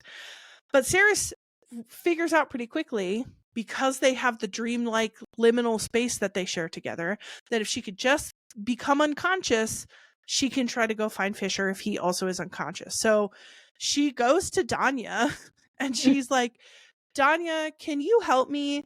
And Danya, again, I get so mad about the way Danya is portrayed over and over again. I get pissed. But she goes to Danya, and Danya's like, why would I help you? You've been nothing but a nuisance, you bitch. And Saeris then goes in on Danya and is like, you're just guilty because you didn't help Fisher and da-da-da. And then Danya becomes this cowering little girl. She's on the ground and she's like, please don't, please. Like, and Saeris is like, fine, but help me. And Danya's like, fine, I will help you. I've wanted to fucking knock your lights out since I met you anyway. Perfect opportunity. And so mid thought, she's like, oh, I wonder what. Danya just takes her out, knocks her out. And she enters this dreamlike state and she's calling for Fisher and looking around. And she is in, and she doesn't know if it's the real rotting Kalish, but it's a vision, at least, of Kalish as it's rotting because it's been taken over by the rot. And she ultimately gets to Fisher. She has to use some of her runes, which are different than magic.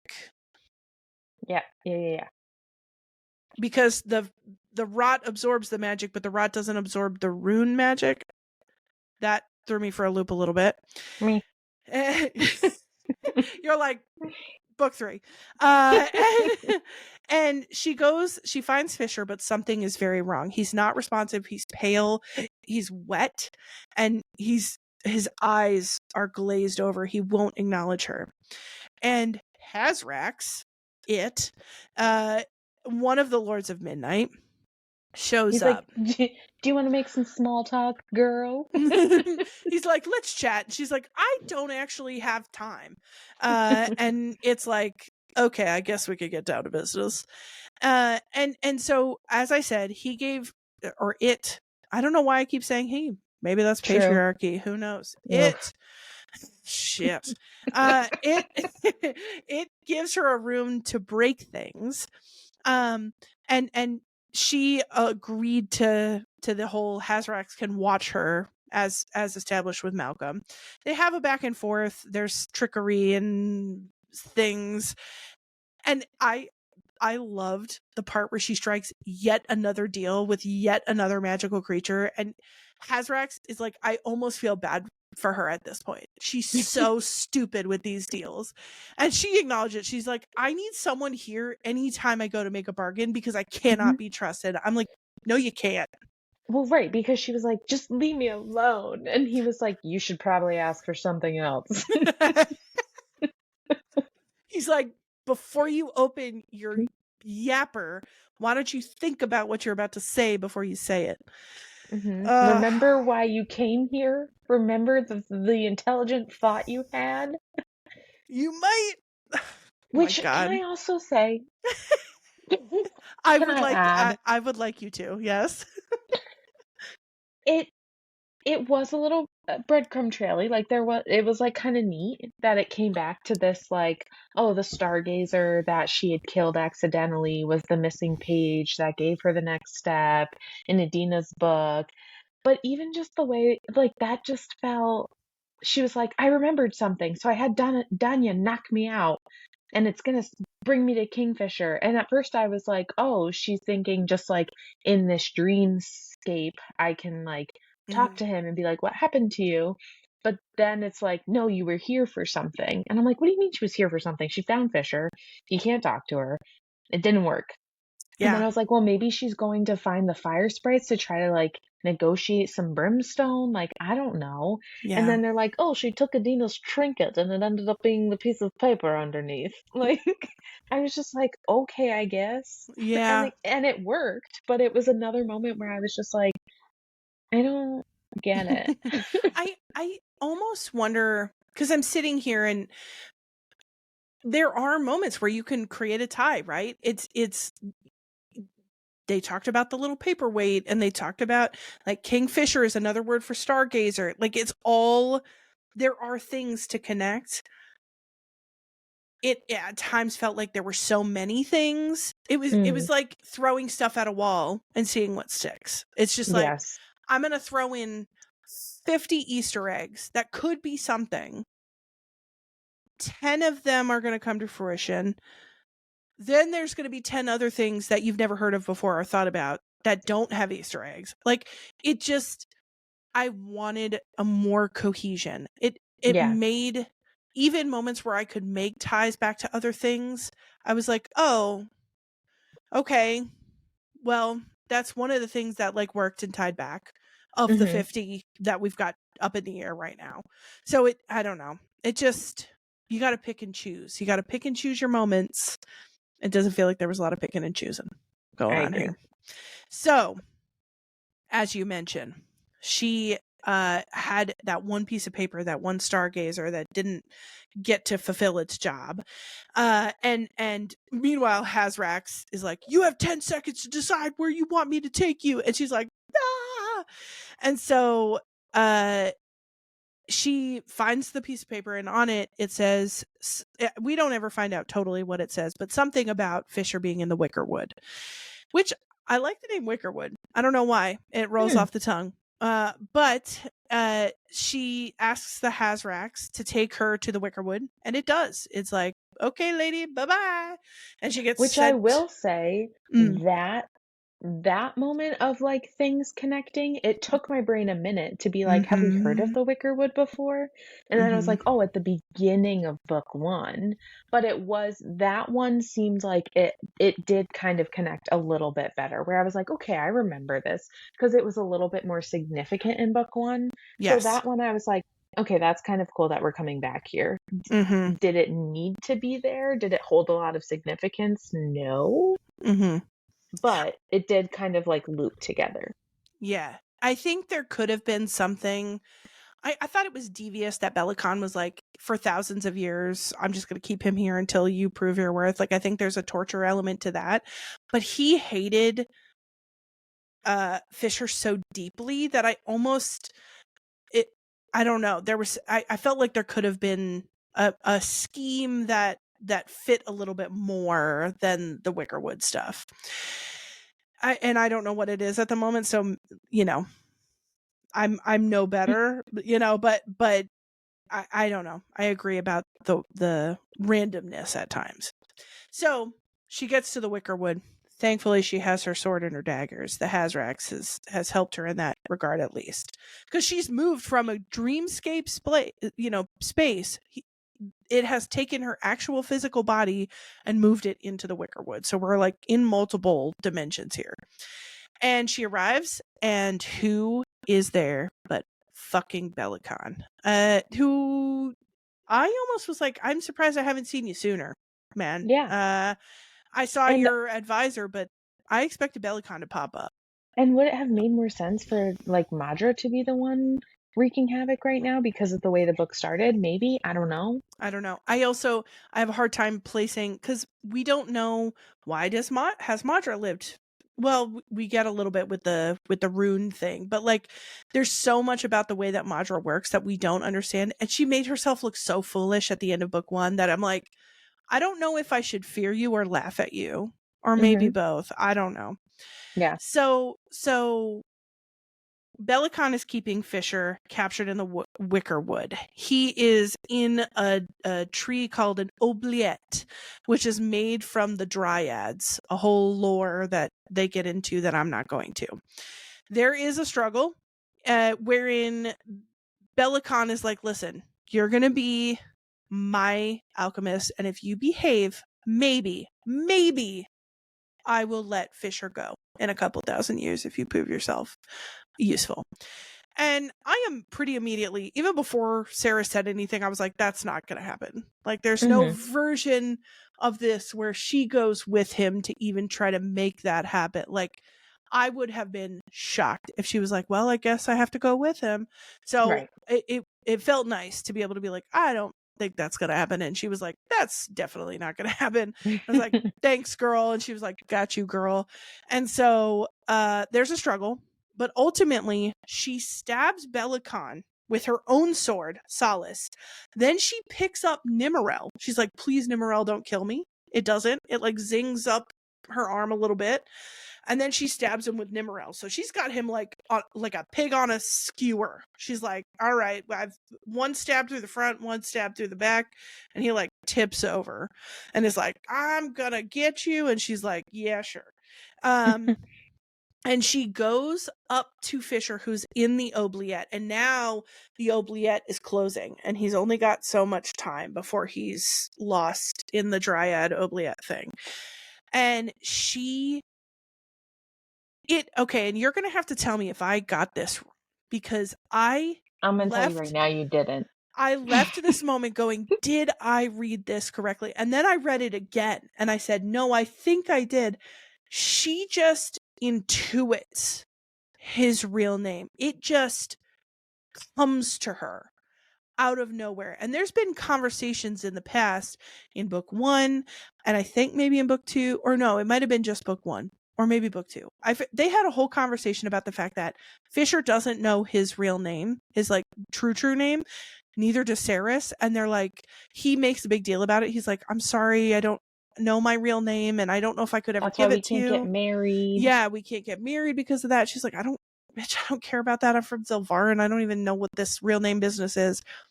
She just intuits his real name, like out of nowhere. Doesn't get it from anybody. And just like, no, she's like, you know what's going to fix this? If I just call him by his real name, which I also happen to know. Just ding-a-ling. I wondered if she got his real name from Adina's book somehow, like, because there's parts of it that yeah, you know, yeah, just be like, and then I read a page and it said his real name. I pulled it out of my chest plate while Belicon was speared, and it said, or even like what I pictured was maybe when she read that missing page, the Stargazer page, like it said like, he's in the Wickerwood, here's his real name. But as far as we know, it just said to go to the Wickerwood. That's what I'm saying, but we don't know what it says. But it doesn't outright say, like, it doesn't. So I got and so if she was like, on the Stargazer paper, it told me his true name, I would have been like, okay. But she was just like, actually, you know what? I know something you don't know. And it's a long name, and it's got lots of syllables, so she intuited a lot. His real name is Kaiden Greystar Finvara. Ooh. And she pulls that out of nowhere. And then she says, all oaths you have sworn are null and void. And she frees him. He has been an oath sworn Fae to Belicon since he was a young Faeling. And she just freed him from that with his real name. She also says it out loud in front of Belicon. And immediately I was like, Belicon's going to use that against you. And he tries to. And then she said, but I free him from all the oaths. And I wanted to be like, but that doesn't, a name is not an oath. A name is just a name. You can invoke it later in other oaths. Can you not? I mean, I guess in this situation, he would have to still go and like bend the knee. I don't know. But I also was like, that felt like information that he didn't need to know. Yeah. Especially if you're not going to outright kill him right now. You know what you could do? Whisper it into that oubliette hole that's closing up. Be like, Kaiden Greystar Finvara. Like, just quietly. Yeah. So use the mind talking. I don't know. Maybe something. Try something. Yeah. Anyway. So she's like, you're not subject to this bullshit anymore, Kaiden Greystar Finvara. Sure. And Kingfisher, who she calls him Kingfisher a little bit longer, but then immediately is like, no, he's Kai now. He's Kai to me. That also threw me. It felt like, remember in Beauty and the Beast when the Beast turned into a man? I don't know how you felt as a kid. I was upset by that. I was like, who is this namby-pamby human, this soft, effete little human man compared to the Beast, who's awesome? That gives you a window into me, I guess. Like my mind space. But like, I felt that way. Like, she's like, oh, he's Kai now. And I was like, he's actually not, though. He's been this badass dude named Kingfisher, this whole time. I have a whole thing around his name and his character, and now he's Kai. I don't know, bro. Anyway, she frees him, and he's like, it's time to fuck them up, boys. And so he like blasts his shadows out. He destroys the oubliette. He is like, come on, baby, we're getting out of here. They kill Aureus. They kill all the guards. It's just Belicon who's still skewered. And the problem is, another thing that we can't quite explain yet, book 3, Belicon really can't die. As soon as they take the swords out, he's going to use whatever power he's bargained for with other forces that we don't understand to regenerate. And so they have to make this quick. And so they take the swords out. Kingfisher chops off Belicon's head and it rolls into the woods, and he's like, that should take him a minute. And they go through the shadow gate. Also, something bad. Oh, happened. yes, that's right. I almost should you tell him or should I? I will tell them. Tell them, the girl. only character in this book that I actually like and that I feel like the breadcrumbs actually came to fruition was Onyx. Oh, baby. Who, if you remember, when Fisher was carrying him through the original Shadowgate in college before he got dog called by Belicon. Yeah. You know, so Onyx came with him, and Onyx was over there scratching at the oubliette, being like, let my friend out of here. I'm gonna bite all your guardians and take Orias's finger and really fuck shit up because I'm a badass little fox and you're being mean to my friends. And then Orias killed him. Like, I literally texted you and I was like, Onyx fucking dies. Oh my God. Like, I was unwell. I did not like that one bit. Yep. Yep. I was like, this book really was making me feel some type of way, and now I'm actually just mad. So that was really cool. So she's like unwell, Saeris, and she's carrying a sweet little precious velvet-eared fox body. And then Fisher, not Kai, Fisher, is like, let's get out of here, baby. You're so sad. It'll be okay. We're both crying because this is our little buddy sweet boy. And it heightened the rage that everybody was feeling. Yeah. The emotionality. Yeah. And so they get to the other place. they get to that place. So Saeris is holding the dead body of Onyx, and I too felt enraged and very sad. But Fisher's like, I gotta be strong for my lady. And so he shadow gates them 12 times. Specifically 12 times. I don't know why I remember that, but I remember it.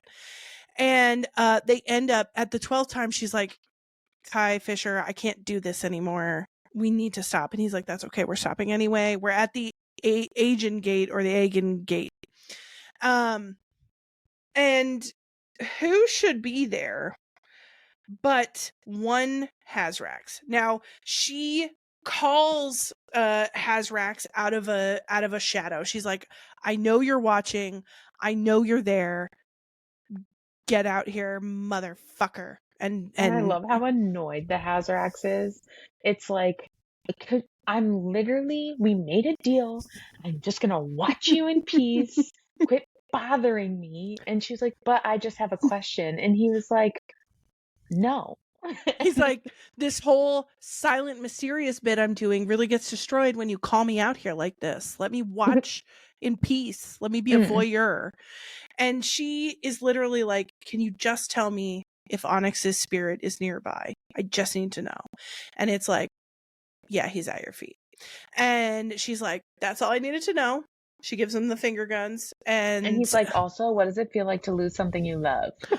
Dude, we're going to get into that in the therapy deep dive. I was like, I don't know what, I swear to God, if you ask a question like that, if Hazrax asks a question and that never emerges again, that it would ask that question, if you have any respect for the psychological process, the fact that it asked that question needs to come up later. That answer that she provides needs to tie in later. Why would you do that if it doesn't tie? Book 3, I swear to God, if it doesn't come up in book 3, I'm gonna rage. You know, something tells me it might not. Because don't before this book ends, this plot doesn't even matter anymore. Don't even. No, I have to believe. I have to believe. I have to. Okay. I have to believe that it's all going to come back. Yep. Because if that. Anyway. So, Hazrax asks a question. She provides an answer. Then she asks him a question. He provides an answer. And she's like, yo, I'm bringing this ox. I'm bringing this fox. By the way, there's an ox. His name... No, I'm kidding. She brings the fox back to life, or she's like, I'm bringing this fox back to life. Hazrax is like, you can't do that. So many alchemists have tried and failed. It's not going to work. This is fucked up. Don't do it. She's like, I'm doing it. Fisher Kai is like, that's my lady. I support my lady. And she uses all her combined magic and her runes and even something beyond that she can't even put into words. Just some energy she pulled from Fisher. Yeah, just some sort of combined energy moment. And she cracks, by the way, the door. That's new. That's a new. Drop that in there. And she cracks the door on death and it tries to push her away, and then she cracks it open again and she brings Onyx back to life, and the Hazrax is totally frozen and is like, dude, you could die. And Fisher's like, go girl, do what you need to. And she takes a very alive and very happy Onyx away with her. They go into the Aegean Gate, and guess who is there? Something I didn't want to go into because there were so many threads that we need to pull throughout this book. Ren has been gone for a big chunk of this book. Most of this book disappeared. No one can find him. Witches are scrying for him. People are looking for him, asking about him. No one can find him. And it turns out he is at the Aegean Gate, or the Aegean Gate. He is bound to the Aegean Gate, was called back to it because his sister Morel, who is the inspiration for the sword named Nimmerel, because a piece of her soul lives in the sword, that sister was buried at the Aegean Gate. And he, anybody who has a relative or blood relation buried at the Aegean Gate then becomes bound to guarding it if they are called back to it. Everything I just told you is explained at the end and nary mentioned before that point, ever, as far as I can remember. Yep. But we get all that information, and he's like, you silly goof, I've been here the whole time. He's like, don't you remember? And Fisher's like, no. And so what we learn is something that Lorith had told Saeris back in that satyr village. But we didn't know. But we didn't know this. This is what he told her.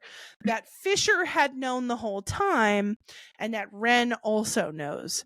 And that is that there is a place they can get brimstone that is not finite. They don't have to commit genocide in order to have access to brimstone. And they... in order to get the brimstone, they have to go through a black gate to another realm called Diaxus, or what Fisher Kai calls hell. They go in. Immediately they're in a giant cavern with a giant dragon. The dragon's like, yo, it's been a long time since I've seen you, motherfucker. He's talking to Kai Fisher. We're doing talking dragons now. Oh, yeah. Dragons, they're present. They're talking. There's a hell realm. There's a black gate. We are on a different planet now. And Dragon's like, yo, remember that story you told? And this is a place where it does tie back, to the story of Fisher and his friends at the Aegean Gate, where they killed the drake or the dragon. That turned out to be this dragon's spawn. The dragon who's talking to him now in the present is like, you killed Namshakrai, my spawn, and now you will feel the wrath of the underworld. It's time to pay up, bitch. And Fisher, they get blasted with brimstone, but somehow it like blasts them near them just to let them know they're threatened. And then he blasts them with like different kind of fire. And Fisher and Saeris pass out.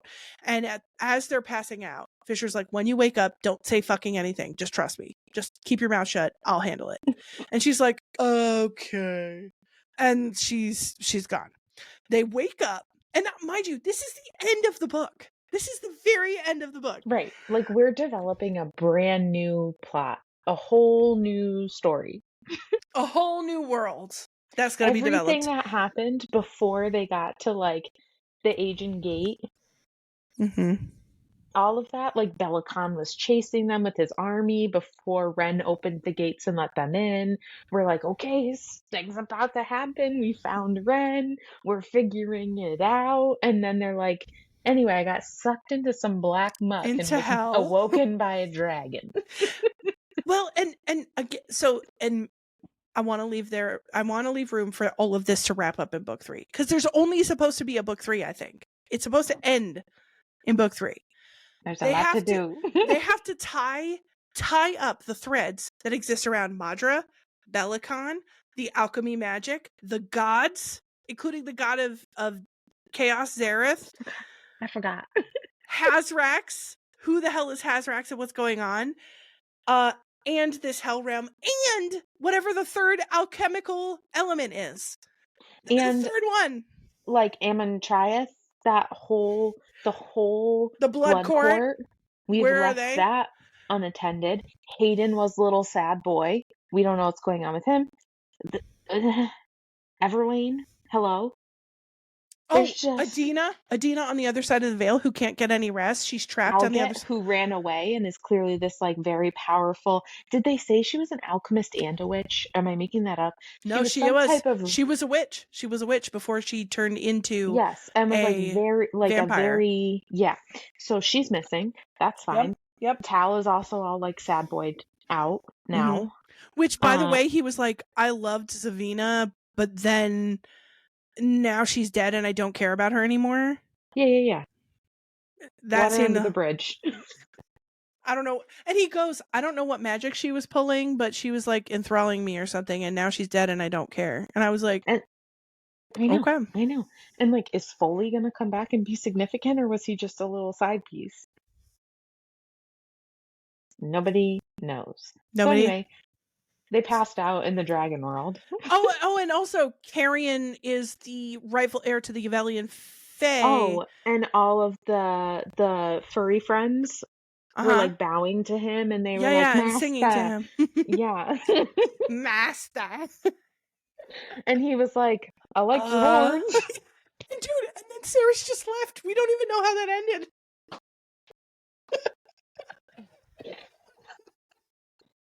It's just a little wacky. Man. So, but all of that's happening, but they wake up. Saeris and Kai wake up hanging by their ankles from rusty chains from a ceiling in an amphitheater somewhere. And there's blood rushing to their heads. They're like this. They got their arms like swinging.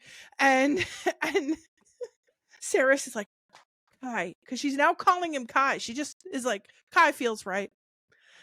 So now she's calling him Kai, and I don't like it because I don't like this change that's happening here. And so she's like, Kai, wake up, and he's like passed out and whatever. They get toward the floor. He finally wakes up, and he's like, yo, listen, let me handle it.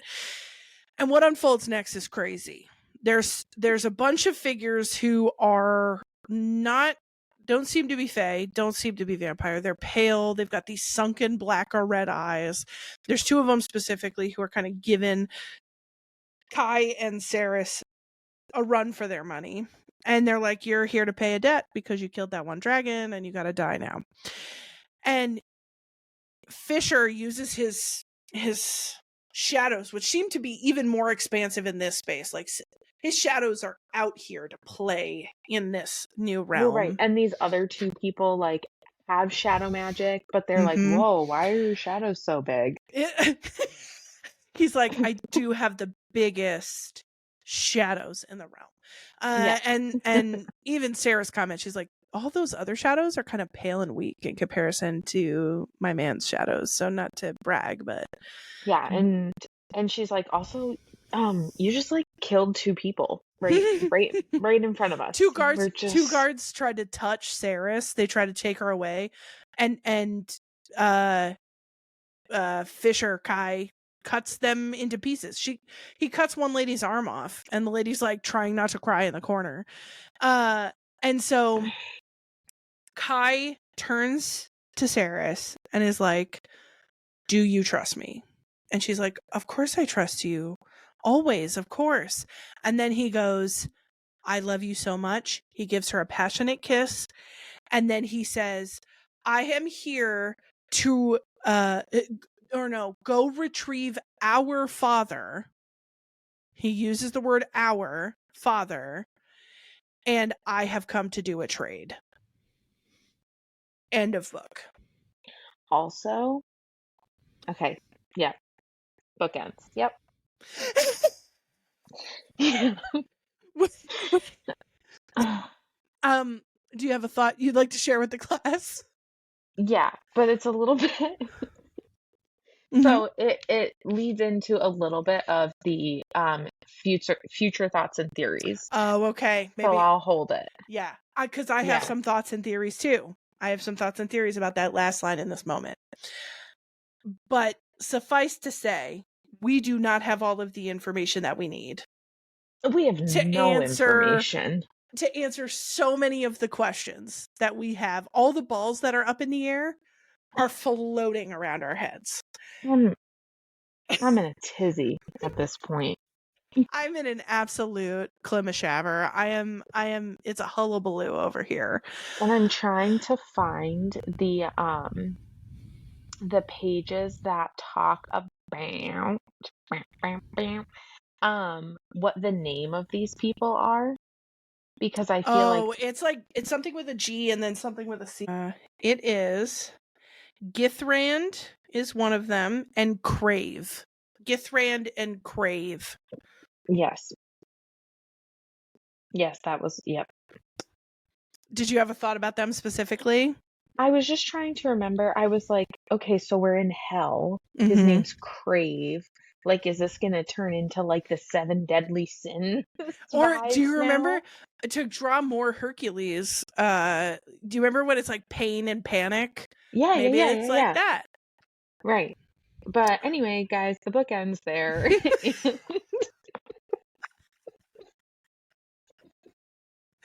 Okay, so after a thorough review of all of the things and like a double check with each other about some of this, what are you leaving with? And again, we have our future thoughts and theories. So not future thoughts and theories, but what are your overarching takeaways? What are the things that you're sort of leaving the current book with?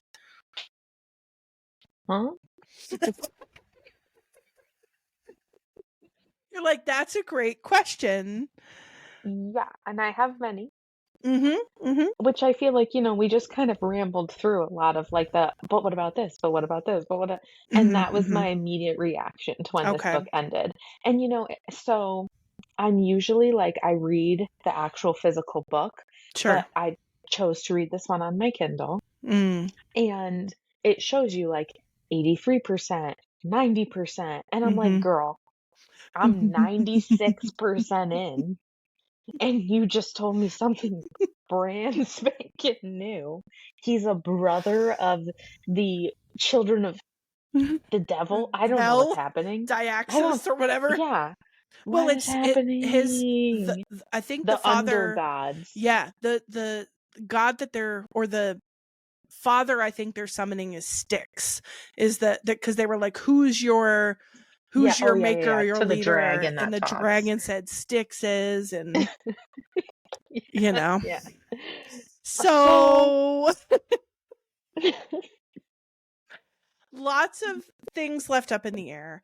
My hope is that many of them get tied in a bow. And I will say, through this all, I think I have to know. Like, I I will read the third book. Yes, absolutely. Because I need to know. I just need to know if there's a bigger plan at play here that I'm missing.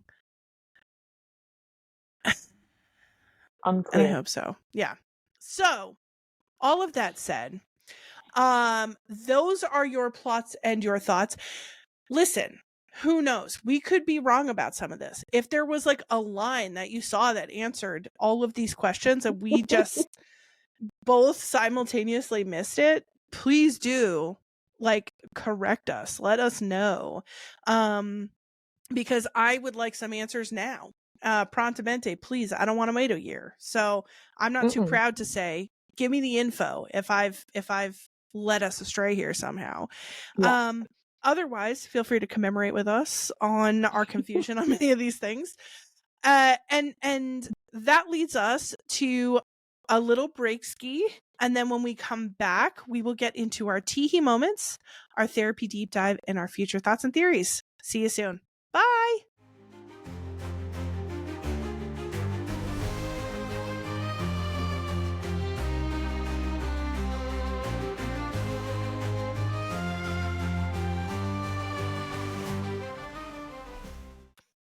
All right, everyone, welcome back. I am here with Becky, and we just got done with our plots and thoughts analysis, and now it is time for our tea and our he moments. Becky, what did you have? What gave you a stir? What made you Twitter pated?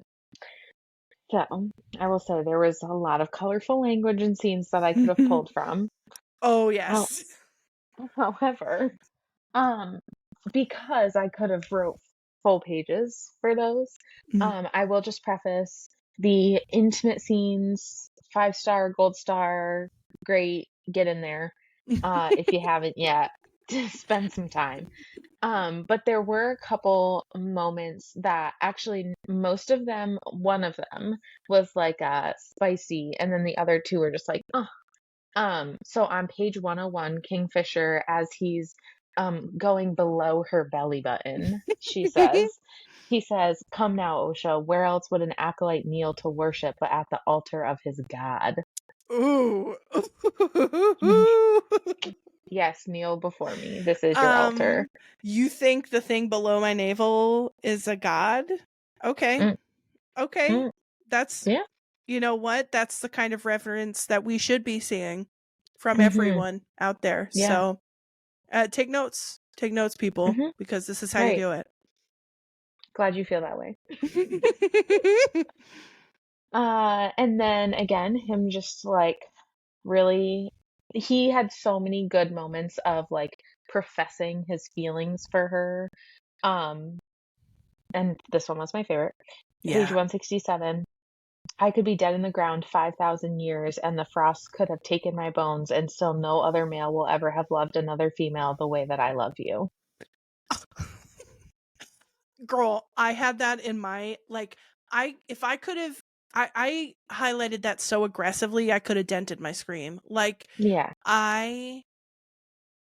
That thought of like, no one will ever love you the way that I have loved you. Like, or another person, not even you. Like, there will never be anybody who loves anybody the way I love you. Like, yeah.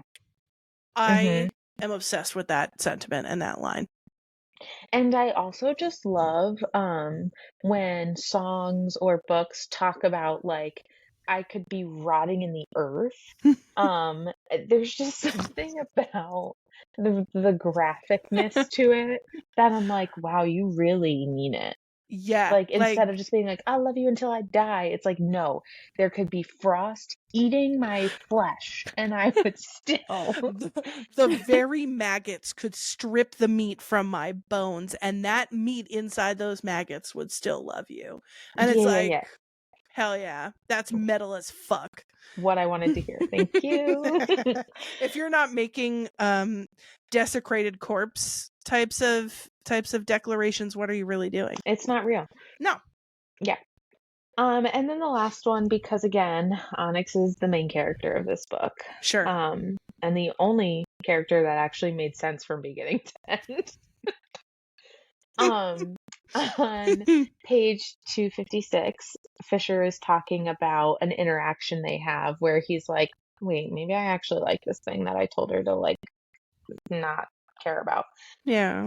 And so he says, Onyx nudged the little spiked pine cone, butting it with his nose again until it rolled and hit the toe of my boot. It was for me a gift.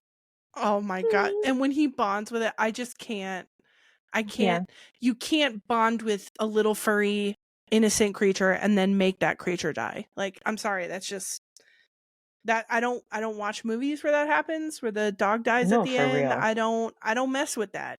So a good thing he I came back. maybe would have been way less calm today had Onyx not been reborn with unheard of magic. Made a prompt reacclimation to the world of the living. I will say, okay, I'm glad Onyx is alive. I wanted her to bring Onyx back. Hazrax made some good points when it was Valid. like, So valid. listen, if you destroy this breaking ruin, which you're about to do by bringing this fox back to life, you could be fucking over your friends in the future. You can't help them out of shit. You can't break any spells against them. You can't break any oaths that they've taken to certain evil rulers named Bella fucking Khan. Mm. And she's like, don't care, Fox. And I was like, I probably would do something similar, but also all of your friends except for Kingfisher are oath sworn to an evil king. And I'd like to say that I would have maybe made the same choice as her. However, I've never in my life had so many people in so many dire situations that, Yeah. you know, Yeah. so, like, you just are realizing that you can will your magic to bring things back to life. And you're And then you're going to be using like, that. let me give up part of that magic just so my little buddy. And I'm not saying it was a wrong choice. I'm just saying it maybe wasn't the right one. I think that's a good way to put it. Like you're looking at the rotting of the entire universe. Yeah. Yeah. But I bet you Zareth is looking at that right now going, good choice, good choice. No, you know what's going to happen? In book 3, she's going to open Adina's book and Adina's going to be like, great job saving the fox. Next step. Or like, don't save the fox, whatever you do. And she's going to be like, oh no. Mm-hmm. Oh no. Mm-hmm. So anyway, Your more turn. to see in book 3. Book 3 problems. So similar to you, there were like I could fill up pages with the sex scenes that occurred and every like cute amazing thing that was said, but I did the responsible thing and only recorded a few out of respect for all of us. So on page 38, I'll explain here in a second, but it says it's Fisher talking to Saeris, and he says, you can own your fantasies with me, little Osha. There is nothing in this realm or the next that I won't give you if you desire it. All you ever need to do is ask. 2 things happening here for me. 1, I can own my fantasies with you. And this ties into some of the like work I think that's done, some academic work around like kink and relationships. This idea, I think there's a lot of shame for folks around owning their fantasies, that they have an idea of something they'd like to try with their partner but are given a lot of shame or even like joking around about it. And I love that Fisher's like, girl, we can try whatever you want to try. Like, I'm here. You could be open with me about the things that you want to do. And he's like, and there's nothing I wouldn't give you. Mm-hmm. That kind of obsession, you'll give it to me if I desire it. Great. Okay, sign me up. Sign me up. So I liked that sentiment for those 2 reasons. And then on page 109, I really liked when Fisher said, I am pleased with myself because I'm the luckiest bastard alive and because you look like you've just been thoroughly fucked. And I was like, sir, you little saucy monkey. Like, he's like, I did a good job today and I'm really lucky to have you in my life. I'm the luckiest person alive, actually, I think. And those are 2 sentiments that I really vibe with. Agreed. Yeah. So, and then 167, same quote as you. No one will ever love anybody like I love you. That sent me for a loop. And then this is not so much a quote as a sentiment that I saw. Well, and he says it in certain ways, but it sort of played out across time, which was, listen, I've got your back. You can be the badass woman that you are and do all the coolest shit that you want because I believe in you and I will support that till the day I die. And when you're ready, when you need somebody to fall back on, I'm here and I've got you. You don't have to do this alone. Mm. And that gets me not only in the feelings and the tinglies, it gets me in the feminism. Like the idea that's like, no, I don't need you to survive. Like I can work it out myself, but I really like when you're there to be with me and go through this with me. And he's affirming that for her. He's like, you don't need me to do anything. You don't need my permission to do what it is that you want to do, but I'm here to be your teammate and I'm here to fall back on when that's something that you want. And that just made my heart go pitter patter. Yeah. I love their love. I do love their love. I think that was on top of the spice pieces, the development of their relationship really got to me. So that actually is a good segue into our therapy mind deep dive. We've got just a couple of topics for today, and then we're going to go into our future thoughts and theories, which I know you and I are both like chomping at the bit for. So the first thing, the first piece that I wanted to highlight was something you actually brought up during our plots and thoughts, which was the question that the Hazrax asked Saeris, which was, and I don't remember what the exact wording was, but it's like, what does pain or loss feel like? And she wonders, she's like, is it asking me this because it wants to know, or it doesn't, it can't feel feelings? Like she doesn't know anything about the inner workings of the Hazrax, but she responds in a way that I thought was really powerful. And it's on page 625. And she says, it feels like trying to make sand flow backward in an hourglass. It feels like being surrounded by people and being the only one who can't find the air in the room.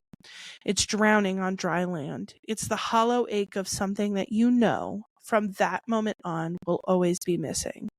It is a pain so acute and so incurable that poets, pirates, and politicians alike die from it, and it never ends. What do you think about Saeris's depiction of grief, and what do you think is most unexpected about grief for folks who are facing it?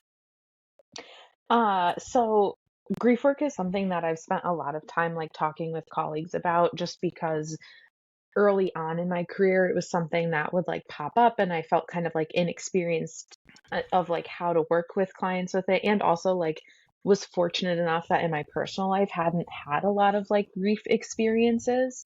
Um and so was something that I wanted to talk a lot about and learn a lot about. And so I really liked the way that she described it, like very detailed, very emotional. But Mm. the fact, like the very last part of it where she says, and it never ends, because I Mm. think that is a really big part of like talking with people about grief, that like there's not going to be a day where you just like wake up and it's gone.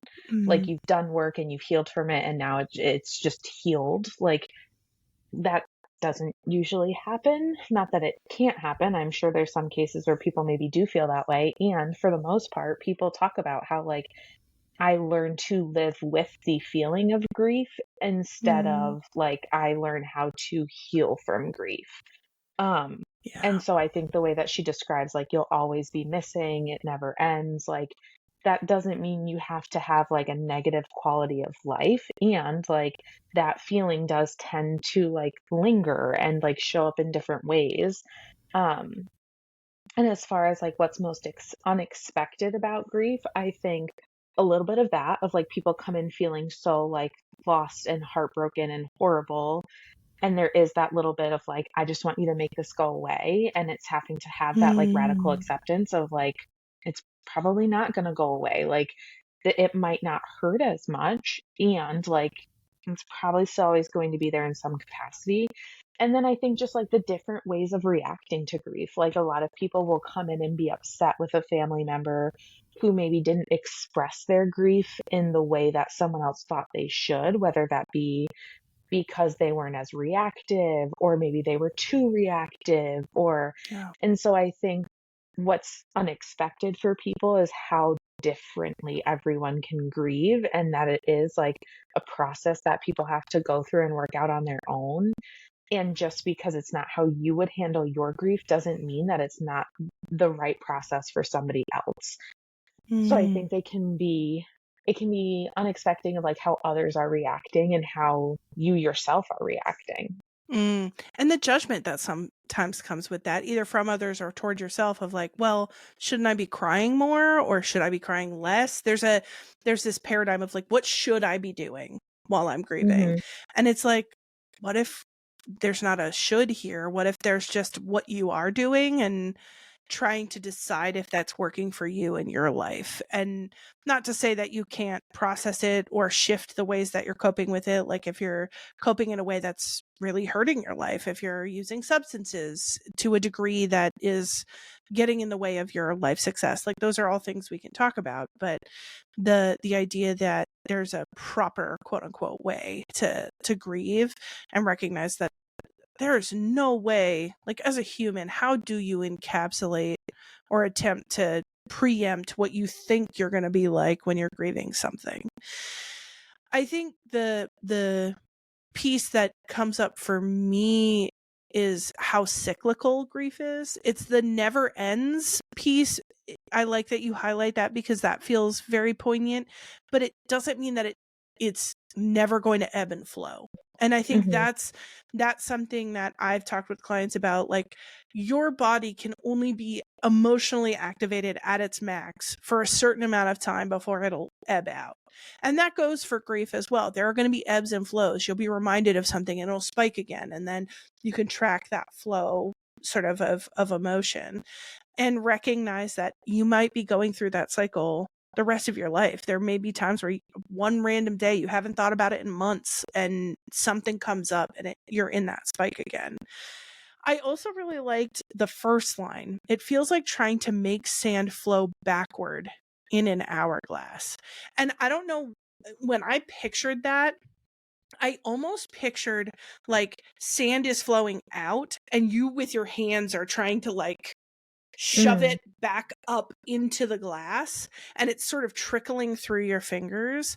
And a thing that I've seen a lot with grief is like a desire, almost like a grief driven by the things that we couldn't do or the things that didn't happen. Like, what didn't I say or what didn't I do right? What is there to feel guilty about the way that I interacted? Like, let's say if someone dies, what could I have said? What could I have done differently? There's a lot of, I think, guilt that comes with grief a lot that Yeah. people don't often expect. So I liked the sand flowing backwards and like the picture, the image of someone trying to shove sand back into an hourglass with their hands and it just Mhm. sort of spilling out. Yeah. So the next thing I'm going to highlight is relationships, and I've highlighted this a few times. You've highlighted it a couple of times, but something that really strikes me in their relationship in the second book as opposed to the first is a really big shift in the way that Fisher handles his relationship with Saeris at the top of book one versus how he does it pretty much all throughout book two. And I mentioned, he says, I have your back. I'll do anything for you. But he also takes a step back when it's really important. Like when he comes out of the Quicksilver and she's fighting all those people, he doesn't jump in and be like, don't touch my woman. Not that he never does that. There are times he chops some people into pieces in hell at the end. But he lets her know. There was this other moment that felt really poignant to me in this, when he's been laying out these dresses for her because they're his, mother's dresses, and she has never worn them. And she says to him, I just get the feeling like you're trying to domesticate me, like you're trying to make me stay home and like whatever and fulfill this feminine role.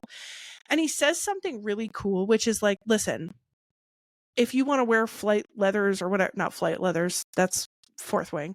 If you want to wear fighting leathers for the rest of your life, doesn't matter to me. He's like, I'm going to love you no matter what you're wearing.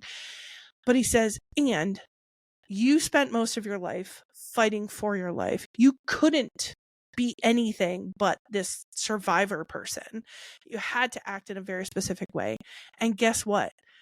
You get to be whoever you want to be. You can wear a dress and put on makeup one night and then go fucking kill some people the next. Like, you can fulfill all these roles and still, you know, be a warrior badass and be somebody who likes arranging flowers if that's what you want to do.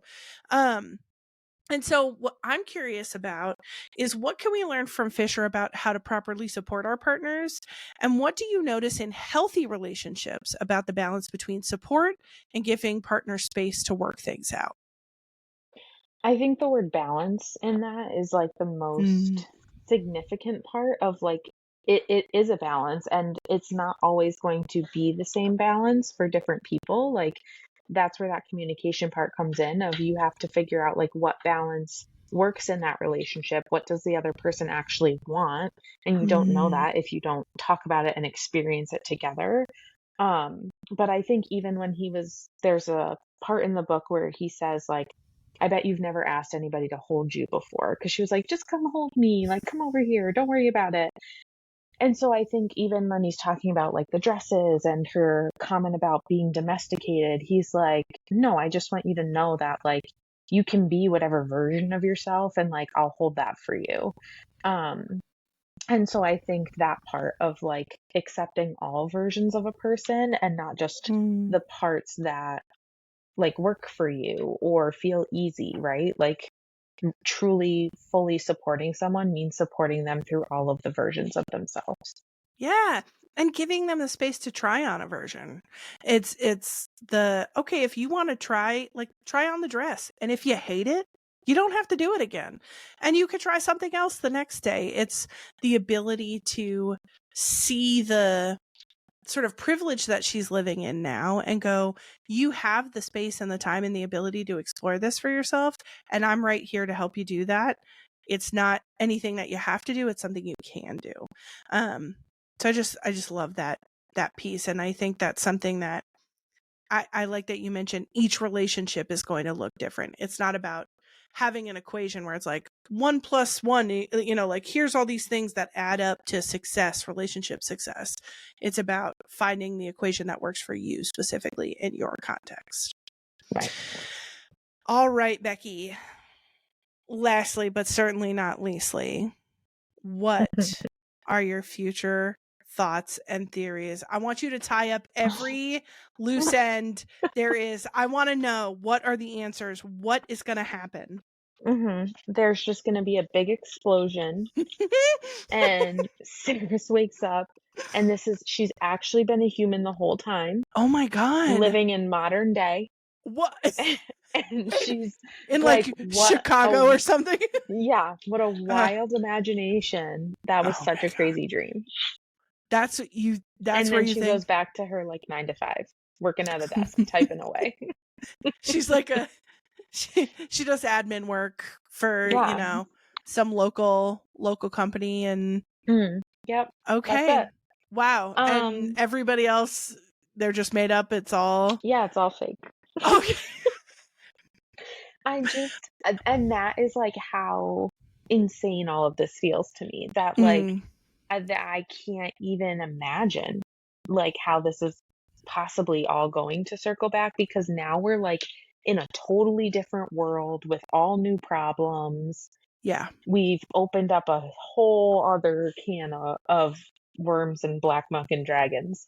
So I'm just like, do we just abandon? Also, the whole book was called Brimstone, and like we know the brimstone kills the feeders, but it's like we didn't do anything with the brimstone. Well, So I'm that's a little that's what I'm scared about, because if there's only 3 books, you spent all of the second book not working with the brimstone, but finding out about the brimstone. So now you have to learn to work with the brimstone and whatever this third thing is. And are we even going to do that, or are we just going to focus on Kai being a son of Styx? I don't know. So, who knows? Who knows what lies ahead? The only thing that I did notice is in that last line where he's like, I'm here to make a trade. When Saeris is reading Adina's book, it and it says like, read the next page after the trade. And so clearly there's going to be more guidance given through Adina's book. And so we know that will carry over. Yep. There's a plan for this. Right. And like, so now Kingfisher is gonna go back to Yavalia with the dragon and just blow everyone up? Is that what's... I mean, maybe. And then he wakes up from a dream. He's a personal trainer at the local fit factory. And he dreamed that all. No. Okay. So I have some thoughts. And I have some theories. Number one, I think I'm worried that the whole Brimstone and third element is going to go way too fast. There's going to be way too much to cover in one last book. So I'm worried about a hasty wrap up of that. Number two, I'm wondering if, because here's the thing, we have never tied the whole Fisher's dad thing up. Fisher's dad went to Zilvarin. Oh my God. And then we don't know where the hell he is. So what I'm wondering is Fisher's dad actually the Styx guy? Like when he went in as a failing into the pool, into hell, it made it seem like that was like his first time there and that he had no context. So I think there could be a version where he says our father, because he was sort of like baptized in the fires of hell as that failing. I also think there's a chance that his dad is Styx or is from hell, because his dad had shadows too. It says that in the book.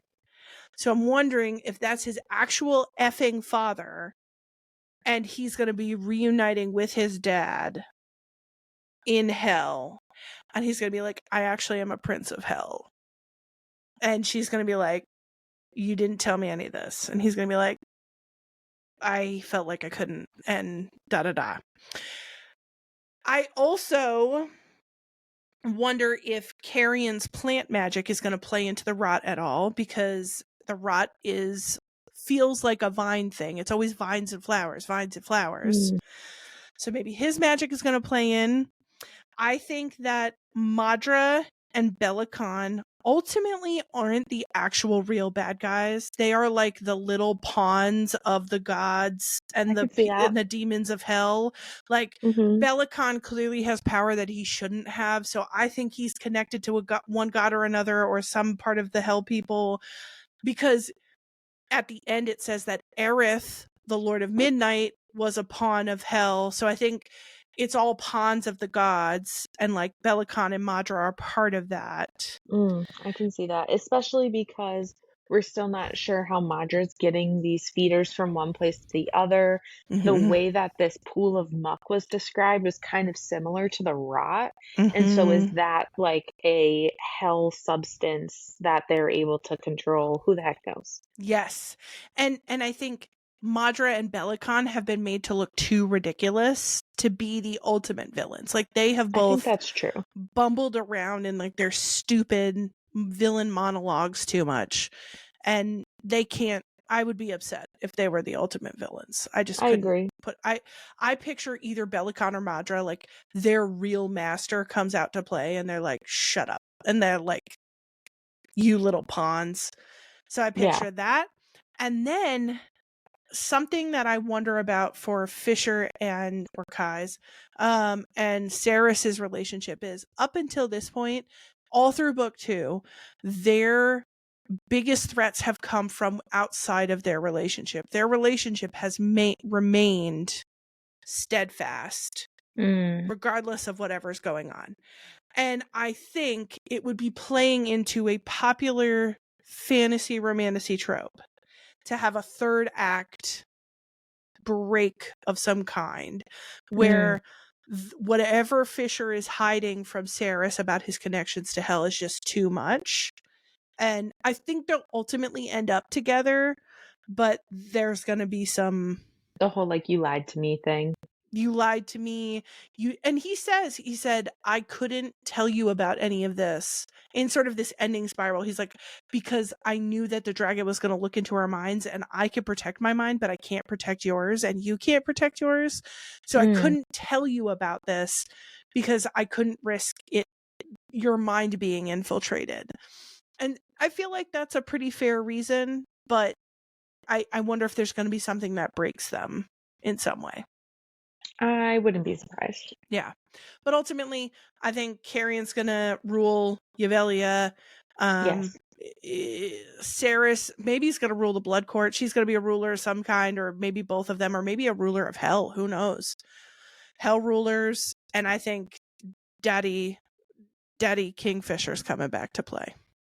Yeah, I agree with that. And then they all woke up and it was a big dream. And that's what it is. Yeah. So they go back to their desk job. they go back to talking shit at the cooler. And that's what they do. Yeah. So, Becky, that is the Fae and Alchemy series by Callie Hart. We have been through a journey. And I know that this is maybe not goodbye forever for you, Becky, on the podcast, but it is at least for now. So I wanted to say thank you so much for the work that you've put in on reviewing the One Dark Window series and the Fae and Alchemy series. I have had such a blast talking about these books with you and just yapping away. It has been an absolute pleasure, and it's always very fun, and I always look forward to it.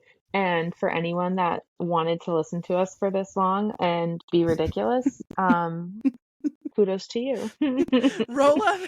roll up to, I feel like you and I have haunted like a Barrett's here and there, or mayhaps just a good like restaurant for an appy and a drink. If you see us yapping, this is much what it's like, just us yapping and chatting and joking. It really is. Yeah, you're welcome. And I'm glad you got to experience this. I also keep telling everyone I'm famous now, so when we get that big book deal, when we get that big monetization, I'll send you a check for the royalties.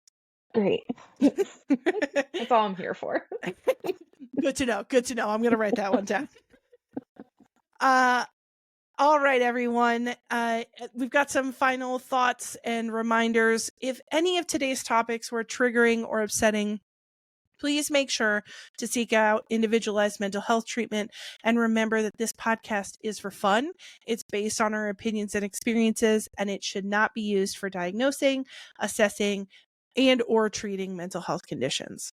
Our next episode, out on January 14th, will cover Shield of Sparrows by Devney Perry. And I will be talking to another great friend of mine, Emily, who is a licensed clinical professional counselor and another fantasy and romantasy obsessive, like more counselors than you understand are obsessed with these books. If you'd like to support us or interact with us, please make sure to subscribe and rate the podcast on the Apple Podcast app, on Spotify or YouTube. Follow us on Instagram at Fae and Fables Pod, or email us at faeandfablespod@gmail.com. Thank you so much for listening, and we will see you next time. Bye. Bye, everyone.